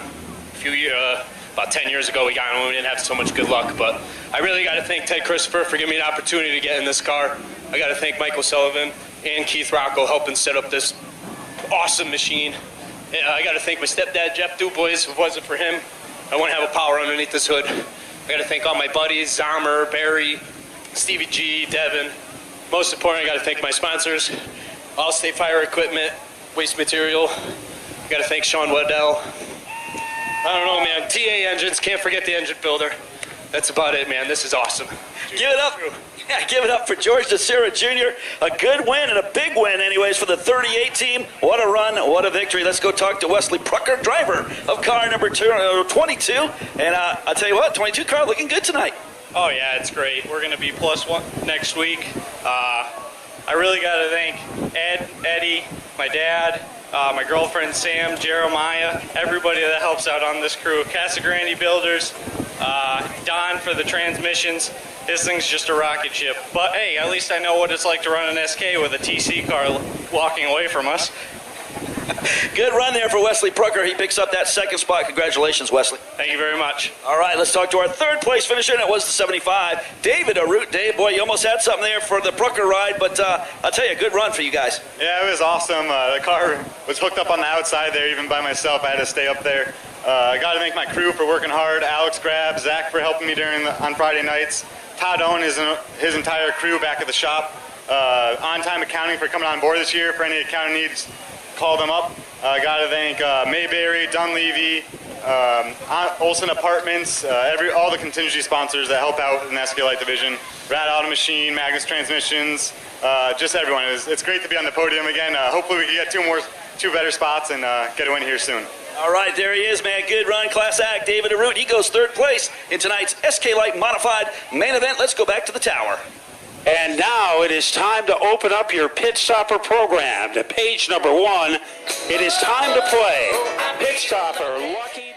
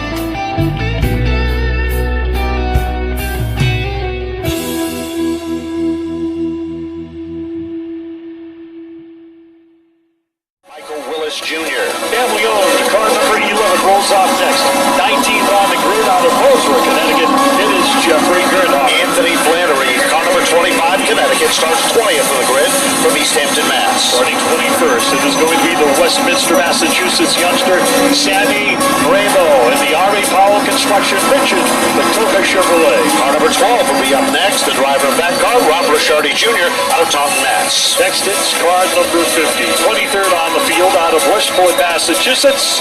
It is Carl Medeiros Jr. in the R&M Precision Machine, Goodwood's Auto Parts Chevrolet. Industrial Technical Service, Benton Family Ford Dealers, car number 77, Matt Mead. And car number 22 will bring up the field, the tail end, and the final starting spot, number 25 on the grid. Long-time racing veteran out of East Hampton, Massachusetts, Rory Seidel Jr. in the Golden Goose Enterprises Chevrolet. That's your starting lineup for tonight's 80-lap main event here at the Stafford Motor Speedway. First of two appearances here in 2017 for the Valenti Modified Racing Series. Lights are off on the safety vehicle at the point. They head into turn number 3. Ladies and gentlemen, get ready. It's showtime for the Valenti Modified Racing Series from the Stafford Motor Speedway. Field looks racy off turn number 4. Give them a wave now as they work their way by. Give them a send-off for tonight's main event for the Valenti Modified Race Series. David Etheridge looking for his first win with the Valenti Modified Racing Series, brings them to green from that number 1 starting spot.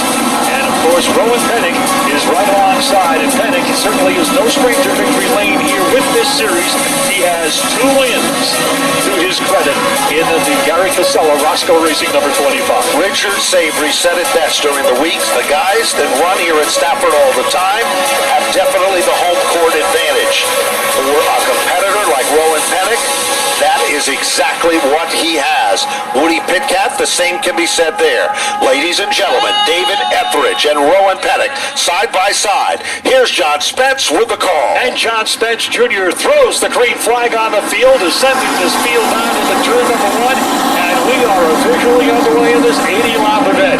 Off the corner, Etheridge leads them down the back straightaway. Etheridge out in front. Meanwhile, all of a sudden, making some noise, working his way in the outside lane, Kid Rock, Keith Rocco, goes from the high line to the inside line. Here comes Woody Pitcat with car 52. And alongside on the outside, a surprising move here for car number 17, Donnie Lashua, the Canaan, New Hampshire veteran, mixing it up here with the guns in the early going. Certainly does. Dylan Kopech right there with him as they rumble off turn number 4. Back to the stripe they come. Rocco glued to the back bumper of Pennick. It almost looks like the SKs, but this is the Valenti Modified Racing Series. Good for second, turn 3. It'll be worthy to keep an eye on car number 92. He had a great 2016 season with this series, and he is in red tight behind the M6 car. And of course, we're speaking of Anthony Nocella in that number 92. Nocella looks racy at the back of the point of the field. All of a sudden, here comes Les Hinckley. Hinckley has moved in to the bottom of the top 10. Keep your eyes on him. He's going to be a noisemaker soon in this event. Meanwhile, Woody Pitcat trying to shake off Donnie Lashaway. Can't do it now. That's the battle for the 5th spot, John, and a good battle right there. 4 laps into the books. Ready to come around and complete lap number 5 is still Etheridge sitting atop the pack here. And right behind is Rowan Pennick in second spot in car number 25. Rowan Pennick still looks very strong. Meanwhile, competitors that are threading the needle to get to the top 10 include Savory. Look at Keith Rocco up on the wheel. Goes to the outside in turn 3. Usually, Keith Rocco likes the bottom. Now he's going to go forward in the outside lane. They're wheel to wheel for seconds. Looking back through, drivers on the move. Richard Savory's on the roll in car number 99. He comes right up behind Johnny Kay. And look at Les Hinckley. You pointed that out a couple of laps ago, Ben. He's up behind Willis Jr. in turn number 3. That bright yellow 06. Keep an eye on the second generation shoe. There's no question about it. As you look back towards the front of the field, Keith Rocco. David Etheridge started his racing career right here at the Stafford Motor Speedway. There's the patented Keith Rocco move. Inside, Etheridge slams the door. There's no room at the end this time. Those reservations were canceled. Certainly were, and Etheridge does a nice job to maintain top spot, headed down the front straightaway into the corners. Still holding on to that number 3 position is Pennick. But look at Woody Pitcat. All over, looks low, going into turn number 3, settles right in behind the 25, and he's challenging for the number 3 position. It is Woody Pitcat's home turf here in Stafford. He was the big dog and the king. He makes his presence known in the 4th spot. Well, all that's been happening. Another mover and the shaker is the number 92 machine of Anthony Norsella. Started 8th on the grid, and Anthony Norsella is already showing the signs that he's going to be a contender. By the 10 of the 80 laps are complete. Absolutely. Donnie Lashley is still solid in 5th spot. That's a nice run for the veteran from New Hampshire as he is holding on to that position. Now look at this as Johnny K's to the inside of car number 4, Gallup. And right behind is Les Hinkley on the move. Hinkley makes his presence known, car number 06. It's been quite a while since he's come back to Stafford, but he is a veteran and one of the best short track drivers in the country. Off the turn. Back off turn number 4, the leader is Kid Rock, Keith Rocco. Etheridge, the early leader of the event, 2 leaders in 12 circuits. Still in 3rd is Pennick, 4th spot is Pitcat, 5th is Lashaway, 6th is Kopech, 7th is Anthony Norsella, and Richard Savory is up to the 8th spot, followed by Johnny K in 9th, Willis in 10th, and then it's Les Hinkley just out of the top 10. It really comes as no surprise that Rocco was leading this in the early going. He was extremely fast here in the 2 practice sessions this afternoon. Etheridge is solid in 2nd spot. Pennick and Woody Pitcat is running in the 4th position in car number 52. It is still Donnie Lashley in 5th spot. And then you've got Kopech in 6th. The 7th is Norsella. And the number 99 car, Richard Savory, running in 8th. Look at Anthony Norsella. He just made a move down underneath Dylan Kopech, and that will give him position number 6th. So moving forward, Anthony Norsella. That was a brand new race car, John, at the start of this season. They were kind of disappointed in the first outing with it, but it's not going to be disappointing at all here tonight as he is turning some heads. A little further back, Richard Savory. He was involved in a jingle in his qualifying round, but they've worked on that race car. That is a brand new race car for that team as well. Absolutely. And standing back, you've got Mike Lewis Jr. and Les Hinkley. They have gone by Johnny K, so they've moved up a couple of notches here in the early stages. 17 laps completed in this 80-lap go. Things start to settle in, but still at the point, it's Keith Rocco, the leader of the pack. David Etheridge, the only other leader in 17 circuit sets in 2nd. Rowan Pennick is there. That's the brand new Roscoe Racing car, sitting in the 3rd spot, and then Woody Pitcat. Now, Pitcat is one of those drivers that knows how to pace himself at this racetrack, so you'll see him come on strong later in the event. And now, Norsella has closed up the gap on Donnie Lashaway, but Lashaway is turning in the run of his career here in Stafford. I agree with that. This has been a strong run right since the drop of green flag to get this thing going. Very impressive run so far. Jack Bateman's going to be pleased with the way car number 17 is running. Savory now working over Dylan Kopech. Look at Richard Savory. Turn 3, John. Yeah. Slingshot move. The color silver like a silver bullet. Just made the move on the money-colored car of Dylan Kopech. One of the great names in New England Auto Racing. Joey Carafas up here in the grandstands. The spotter for car number 99. And right now, Savory is indeed on the move. Further back in the field, a battle going on, the 85 machine, and that's Jeff Rocco. That car, the transporter broke down coming to the speedway, had no practice on the race car. And now, look at Norsella, down underneath, Lashaway, off turn number 4. They cling and they clang, we've got a caution. A spin underneath the Laser 99 billboard. It's the new race director for the 2017 season. Comes with a lot of knowledge from the Seekonk Speedway before joining the series. We welcome Corey Boudreau, who is manning the headsets over in the tower. He's the race director for 2017. Taking over for Tim Bennett, who we hated to see leave. Tim decided for personal reasons to step down after the 2016 season. Very accomplished flagman, one of the flagmen, I should say, and one of the best in the business. And as I say, we We really hated to see Tim step down, but we're very happy to get a guy with the qualifications of Corey Boudreau, who served in that same capacity as Seekonk Speedway last year. Green flag's back on the Speedway, Ben. A picture-perfect start, and David Etheridge shows it was no fluke that he led for the first 11. But he's no match for Keith Rocco. Woody Pitcap, I told you he's been saving something, and I think the surprise might be Anthony Nocella in this event. But keep an eye on Les Hinckley. Hinckley is on the go. Down the straightaway into the turn as he races on the outside of Donnie Lashawa. Quick off to Nerf bar to Nerf bar and wheel to wheel heading into turn number 3. They're nose to tail in front of him. That's your side-by-side battle.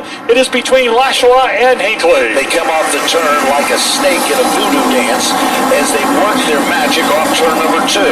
Here comes Pitcat again. Tries it underneath Etheridge. It doesn't work there at all.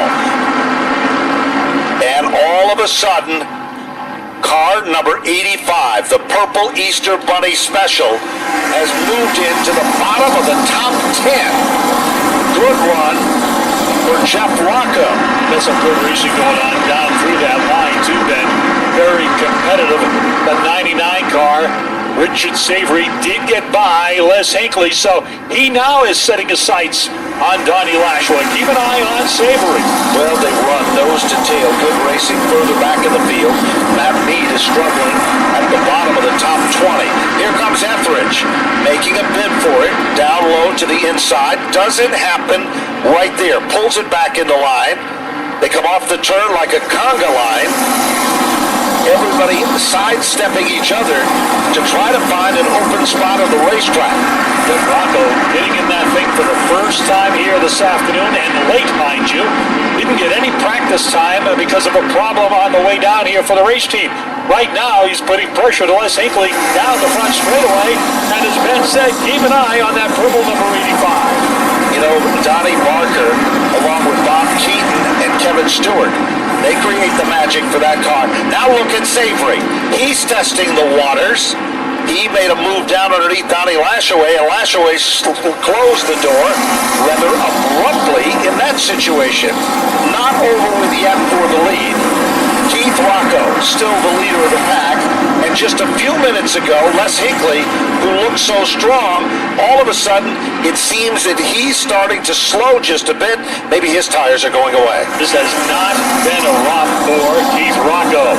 He has been dogged by the 25 and the 34, and they continue to pursue him down the back straightaway. Now Woody is solid in fourth spot as he comes up behind Etheridge, and right behind him, we've got a good close coming from the 92 here. Nocella, he's closing on the back end of Pitcat. Look at the bottom of the top 10. Johnny K, who comes from Florida Trouble Out. We've got a spin. It is between turns 3 and 4. I know a lot of people are really happy for them, how quick they learn how to do that, because we're heading up to New Hampshire Motor Speedway on the 1st of July. Sure are, and it's going to be one of the biggest paydays for the history of this division of race cars. Everybody's pumped up and excited to see these cars run on the Super Speedway of the North. Rob Ricciardi Jr., new number for him this year, the number 12 on the race car. He has also been very consistent and strong. Tonight, he's been in and out of pit road for a minor chassis adjustment, but now it looks like we're going to double him up. Yellow flag still remains out. Car number 21 coming off from pit road for Kyle James. So now if Rowan Pettick has been saving anything, Keith Rocco has a few tricks still up his sleeve. No question about that. Roy Seidel had a problem with a clutch earlier today. Thought he wasn't going to be able to start. Nice guy, little guy in the sport who has a true passion for modified racing. Certainly does. Overcame some serious health problems a couple of years ago, and didn't want too far away from this sport. He came back to the sport that he dearly loves. He's really a gentleman. He's a fun guy to be around, and we're happy to have him a part of the series. Okay, John Spence Jr. checking with race control. There's the clench flags and pointing at the men in the front row. John Spence Jr. is a powerhouse on the starter stand, highly respected as one of the very best in the business. He's a showman. And it's a throwback. Yes, absolutely is. The way it used to be. Yep. I don't know where it came from, but he's a throwback. Okay, let's see. We are 30 of 80. The distance, what makes the Valente Modified Racing Series such a great event here at Stafford, it is the original distance that everybody loves on a half mile. Yes, it is. Sizzler style, remember? You bet. Here they come. Green flag's back on the speedway. Let's see how this plays out, Stafford fans, as they go into the corner. And Keith has got a ton of pressure coming from Pennick, who gets a good run off of turn 2, and Woody goes along for the ride. He sure does. Woody Pitcat becomes the tail that wags the dog there. Meanwhile, Savory is up on the wheel on the outside of Anthony Nocella. That is the battle for the 5th spot. There's some good competition, too, off the second corner. Look at the 99 car go to the outside of Nocella. They're going to go wheel to wheel into the turn. Jeff Rocco, Donnie Lashua, they're hooked up in a battle coming off turn number 4. That's shaking out nicely down the front straightaway as the competition continues to be keen. It certainly does. Meanwhile, bottom of the top 10, Jeff Rocco is applying some pressure to Lashaway. 32 of 80 now complete. Keith Rocco still your leader. Pennick is still running in second. Third position is Pitcat. Etheridge in fourth. And rounding out the top 5 is Anthony Nocella. Then in the 6th spot is Savory. 7th is Lashaway. 8th is Jeff Rocco.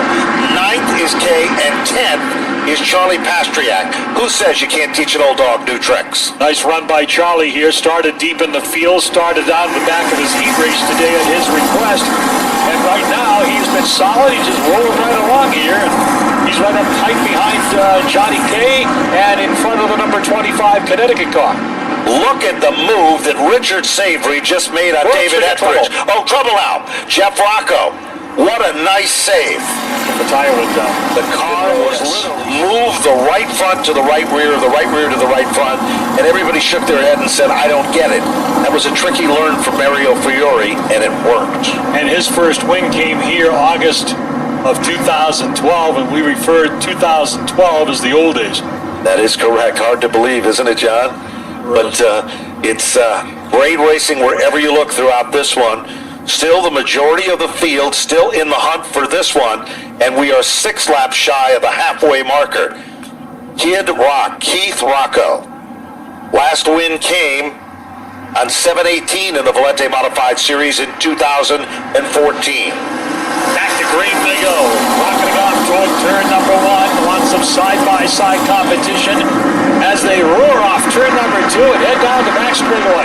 Nocella, look at Savory go to the bottom as he's going to challenge Nocella. Right up behind Woody Pitcat, and here they come, Ben. No question about it. Richard Savory has found something between qualifying and the feature event, because that car, the color silver, looks like a silver bullet at times. Nocella back up on the wheel. But look at Savory. He's got a car that goes into turn number 3 so deep, it's unbelievable. And look at Donnie Lashua. And look at Charlie Pastriak coming along in the number 5 car as they head off into turn number 1. Side-by-side action out of the second corner. Savory on the bottom. And he's got Nocella right ahead of him on the outside. The 52 and the 92 from up here. Almost similar. Well, Richard Savory's got a car that has forward bite. That means that the minute that he gets on the throttle, that thing darts ahead by about half a car length. Savory is up to the 4th spot. Where did car 99 start? It started in the 12th position. Where did the 57 start? In position number 3. That's currently your leader. Pitcat still in 3rd. He's never left the podium here tonight. Has had his hands full since the early going here, since he took the top spot. Pennick right behind him through 3 and 4. To the bottom goes Rowan Pennick, making a bid down low, heading into the turn. Looks like Rowan's trying to turn it up a notch here. He moves ahead on a turn number 2. Look at Rocco fight back on the outside. Nerf bar to Nerf bar going into turn number 3. This is a classic showdown here at Stafford Motor Speedway. It sure is. Look at the crossover. There comes Rocco. He went from the outside to the inside. He's running in the tire tracks of Rowan Pennick, but Pennick, in command, pulls away. Don't count out Savory or Woody Pitcat or Nacella. It's not over with yet because we are just past the halfway, lap 41 down. It's been a show, and it's going to continue to be a show. Fans, sit back and watch now as Pennick's got the top spot. He is the reigning champion of this race, trying to double it up as Rocco continues to give chase. Now it's he that is looking at the back end of a race car. You have to wonder if Rowan Pennick was saving anything in the first 40 because, like, he just hit a switch. All of a sudden, the car just darted ahead, and he made a move around Rocco that looked like a patent-pending call in that situation.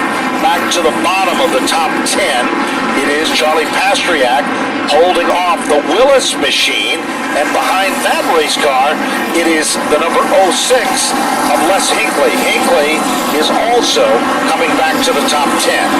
Pitcat still isn't letting Keith Rocco change or shake him off. Savory's up to 4, Nacella for 5, Lashaway for 6, Pastriak 7, Willis for 8, Hinckley for 9. And in the 10th spot, it is Anthony Flannery. Good run for him. Nice job, yes. First outing. And look at Hinckley. Hinckley's on a power move. He and Charlie Pastriak side by side working turn number 3. Sitting here looking at Pitcat solid in the number 3 position in Danny Stebbins' entry. If we were not racing here tonight, I gotta tell you, I really think that he would be in Boston Garden right now, watching the Celtics and the Cleveland Cavaliers. Woody is a huge Boston sports fan. He shows up everywhere. Certainly does, and he loves the sport. But right now, the Stebbins machine is not looking as strong as it did a few laps ago. Leader comes up on lap traffic. Rowan Pennick makes his presence known, goes to the outside of Kobe Fournier, a lapped automobile. Meanwhile, Rocco can reel him in, and Pitcat is still waiting patiently in that 3rd spot. Savory in the comfort zone in the 4th position, and at the bottom of the top 5, Anthony Nacella. Trouble on the back straightaway. We've got a spin. So 48. So he came out to help Gramps, but big doings. And he, Rookie of the Year at Claremont Speedway in New Hampshire last year. Yep. Dylan Rock. Good little driver. You're going to hear a lot about him. Okay. Place your bets now in the high-stake game of poker that we all love. This time we'll call it the Valente Modified Racing Series. Roy Seidel drops to the rear of the field. Pennick and Keith Rocco. We've seen this happen many times here at Stafford. 47 laps into the books as the green flag is once again shown to the field as they work off the number 2 turn. It is still Pennick with Rocco in tow. Woody is still 3rd. Here comes the number 99, Richard Savory. Savory working the high side of turn number 4 as he goes side by side with Pitcat down the straightaway, and look at Nacella right there, Ben. Richard Savory has a car that works. Wherever he puts that silver 99, it seems to stick. And look at Les Hinckley. You called it best, John, early in the race.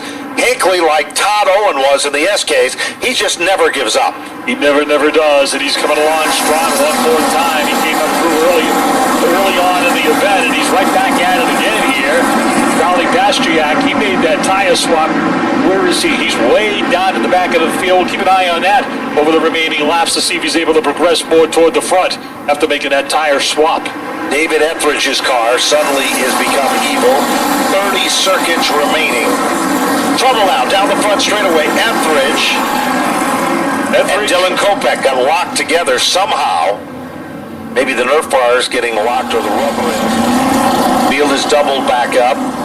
50 of 80, 30 laps remaining. Valente Modified Racing Series 80-lap shootout. Woody Pitcat has been Mr. Consistency here tonight. The Stebbins crew, they had an awful season last year and struggled, no fault of their own, just a lot of mechanical things, weird little things that seem to happen. But Woody, has brought his A game back to Stafford, and he loves this speedway. He's a master of running the half mile here. Back to green they go. Wow! What a power move as Woody Pitcat blasted the back bumper of Rocco's car. Look at Hinckley. We didn't even know where he came from.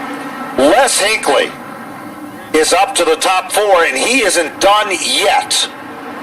No, he's not, as he's pressuring Pitcat on the inside. Maybe that tire swap did it all for him, as right now he is solid in the top 5. Look at the battle for the lead. Rocco's going right after Pennick on the outside in turn number 3. Pennick digs in, back in command. Meanwhile, here comes Anthony Nacella. And what about that 25 car? Kind of an unknown Anthony Flannery from East Hampton, Connecticut. Nobody would have anticipated that he'd be this strong. 52 laps in here at Stafford on his maiden voyage here at the half mile. Boy, that's encouraging for that young man and that race team to have him trouble again. Caution on the speedway. We get trouble Seidel, and Rocco is just out of the top 10 with car number 85. Ricciardi's coming back out, picking up at the rear of the field. Lights are out of the safety vehicle. We should be ready to get them fired right back up, John. As Jeff gallops down the front straightaway here to catch up to the rest of the field, as the pace car going to be leaving the speedway and turning it over to John Spence Jr. on the flag stand as Pennick and Rocco are ready to blast off the corner. Here they come out of the turn. Green is back over the speedway. Back to racing we go. Little different start than the last time that we saw, but it was all good. Good for who? It was good for Rowan Pennick. Look at Nacella. Unbelievable. Another highly competitive Valenti modified race here at Stafford Motor Speedway. Look at that pack. Look at those cars. Look at the 57 all over the back end of the number 25 car. Well, that's been happening. Nacella gets up on the wheel in the outside lane. Here comes Flannery. Meanwhile, back up front, Rocco isn't about to let Pennick shake him off. As they come off turn number 4, it is still Rowan Pennick, your leader. And if this is any kind of an indication of what this season's going to be like, seeing this kind of a race, this is opening night for this series here at Stafford Motor Speedway, and we have been treated to a very competitive event so far. Surprise of this event has to be the driver of car number 25, Connecticut, Anthony Flannery. Flannery coming to the front of the field like the old hot knife through butter. Look at Nacella. Down to the bottom of the back straightaway, trying to go stride for stride down the chute into turn number 3, but Rocco does a nice job. Here comes Anthony to the bottom. They're going to go wheel to wheel off the corner. Nacella goes to second spot. Nacella turned the fastest lap of the race the last time by. So Anthony Nacella is not done yet. The kid moves into the second spot. Rocco has to settle back for third. And when you pass Keith Rocco here at Stafford, that is saying something. Pretty stout credentials. 57 of 80 laps now complete. Savory and the 06 Hinckley continue to battle. They have done that off and on in this race. Savory right up behind the 06 off the corner. Mike Willis Jr.'s there. Here goes the 99 to the bottom as he moves by Les Hinckley in the third turn. Down the straightaway, it continues to be Rowan Pennick. 58 laps are on the board here for the race leader and company. Nacella trying to stay good pace with the number 25 here, not to let him get away. Rocco is in the third position. Pitcat, who has been around the third and fourth spots pretty much throughout this race, runs right in that fourth position. Whoa! Oh, Savory. Wow, Savory just blistered by the Flannery race car. As now Richard Savory realizes that we have 20 circuits to go when they come back to the stripe. So if you are saving anything, you've got to show it now. Indeed, that is the case here. as Rowan is checking out on the rest of the field. So far, a dominating run here for car number 25. Dominated when he needed to dominate. And believe it or not, Rowan Pennick's car is getting faster. 19,159. Now, before the last caution, the fastest car in the racetrack was a 19,327. So shows you that Rowan Pennick was sandbagging a little bit earlier. Well, I guess you would definitely have to label it that because he is literally running away with it now. Checking out on the rest of the field. And they got to be happy. As you pointed out, new car. Casella's got to be happy. The whole operation, Roscoe Racing out of Saugus, Massachusetts. Mully's one of the sponsors on that entry. Mully's Auto Repair. And Chevy is the power plant. Rowan Pennick continues to string it out. And now Nacella is closing up the gap. Anthony Nacella, that's a brand new race car also, John. And that race car seems to be better on the longer runs. We've got a caution. It is for a spin now. There was a margin of about 5 car lanes between first and second before we went to caution. But that's all over with now. As Anthony Nacella is going to be teamed up on the outside. Now, what makes this interesting is this. Remember, just a couple of restarts ago, Woody Pitcat lined himself up and he literally pushed Keith Rocco back to the front of the field. Well, Rocco is going to be behind Pennick.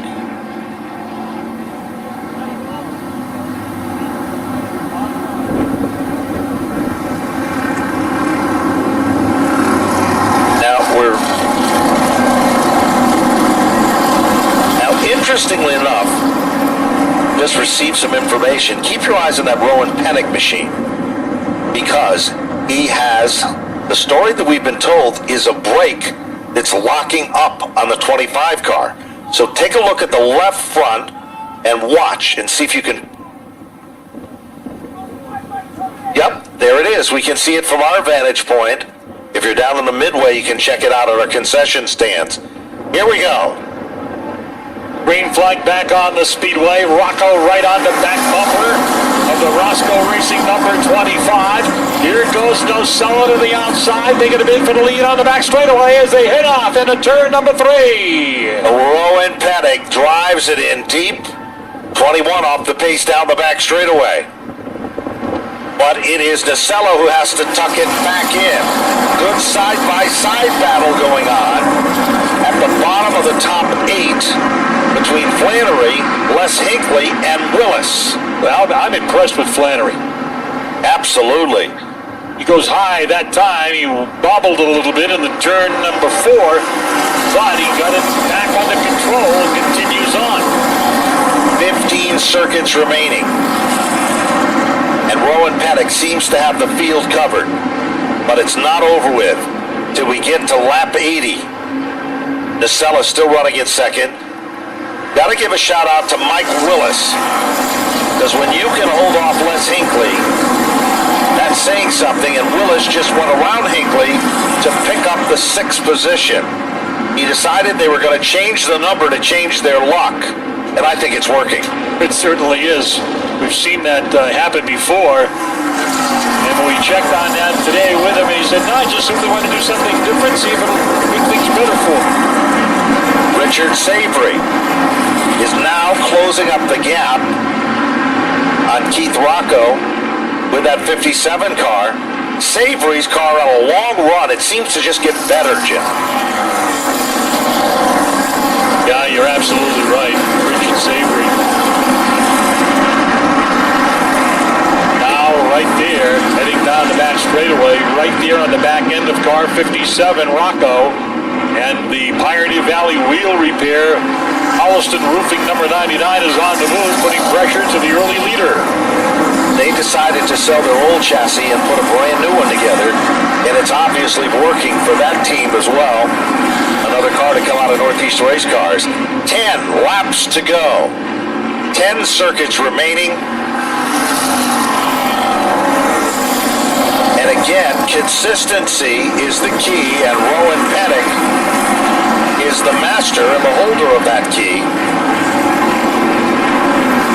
Last win came a year ago tonight, showing it was no fluke then.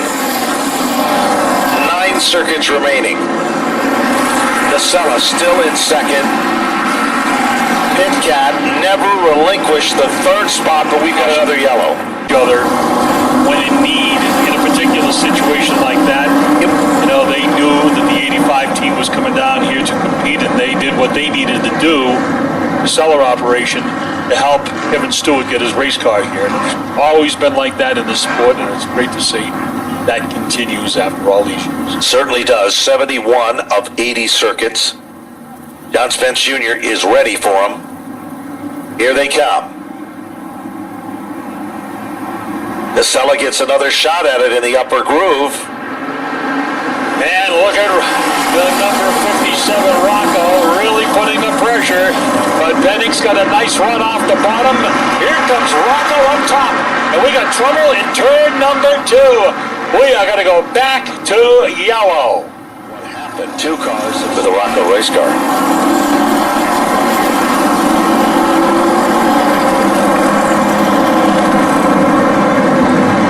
Okay, lights are off at the point, 71 of 80. We've been kind of in a holding pattern for a bit, with 9 laps to go. And 17 of the original 26 starters, with 25 starters, 17 cars still in it. As John calls them off the corner, picking up their momentum. Here's the green flag, and back to racing we go. It is still Pennick. But all of a sudden, Woody Pitcat, and there's Richard Savory. Look at Anthony Nacella. He tested the waters just a bit. And Les Hinckley. And here comes Savory again on the outside. As Pitcat drops off the podium for the first time tonight, and it took 72 laps to put him out of the top 3. Nacella continues to give chase as they head off the number 3 turn. Falling single file now, off the 4th corner and down the straightaway. Look at Willis. Car number 83 with Les Hinckley. Mike Willis is up to the top 5. Gotta give a shout out to him for that move. And Keith Rocco's engine suddenly just shut off. That's the story there. When they come back to the stripe, 5 circuits. Matt Meads, number 77, is off the pace. Down to the bottom of turn number 1. Oh, let's see. No. Caution flag is out. 2. The final 6 laps, 74 up on the board. Place your bets now. What a great run that Richard Savory has had. Willis, a lot of shining stars in this one. Donnie Lashaway still moving forward. And Ronnie Williams kept digging and digging and digging, and it's paying off so far, and it's not over with yet. Here they come. Savory goes to work on the bottom of the front straightaway, trying to steal that number 3 spot away from Pitcat. Rowland pulls away about a car length over Nacella. Trouble midway down the back straightaway. We've got a double situation going on.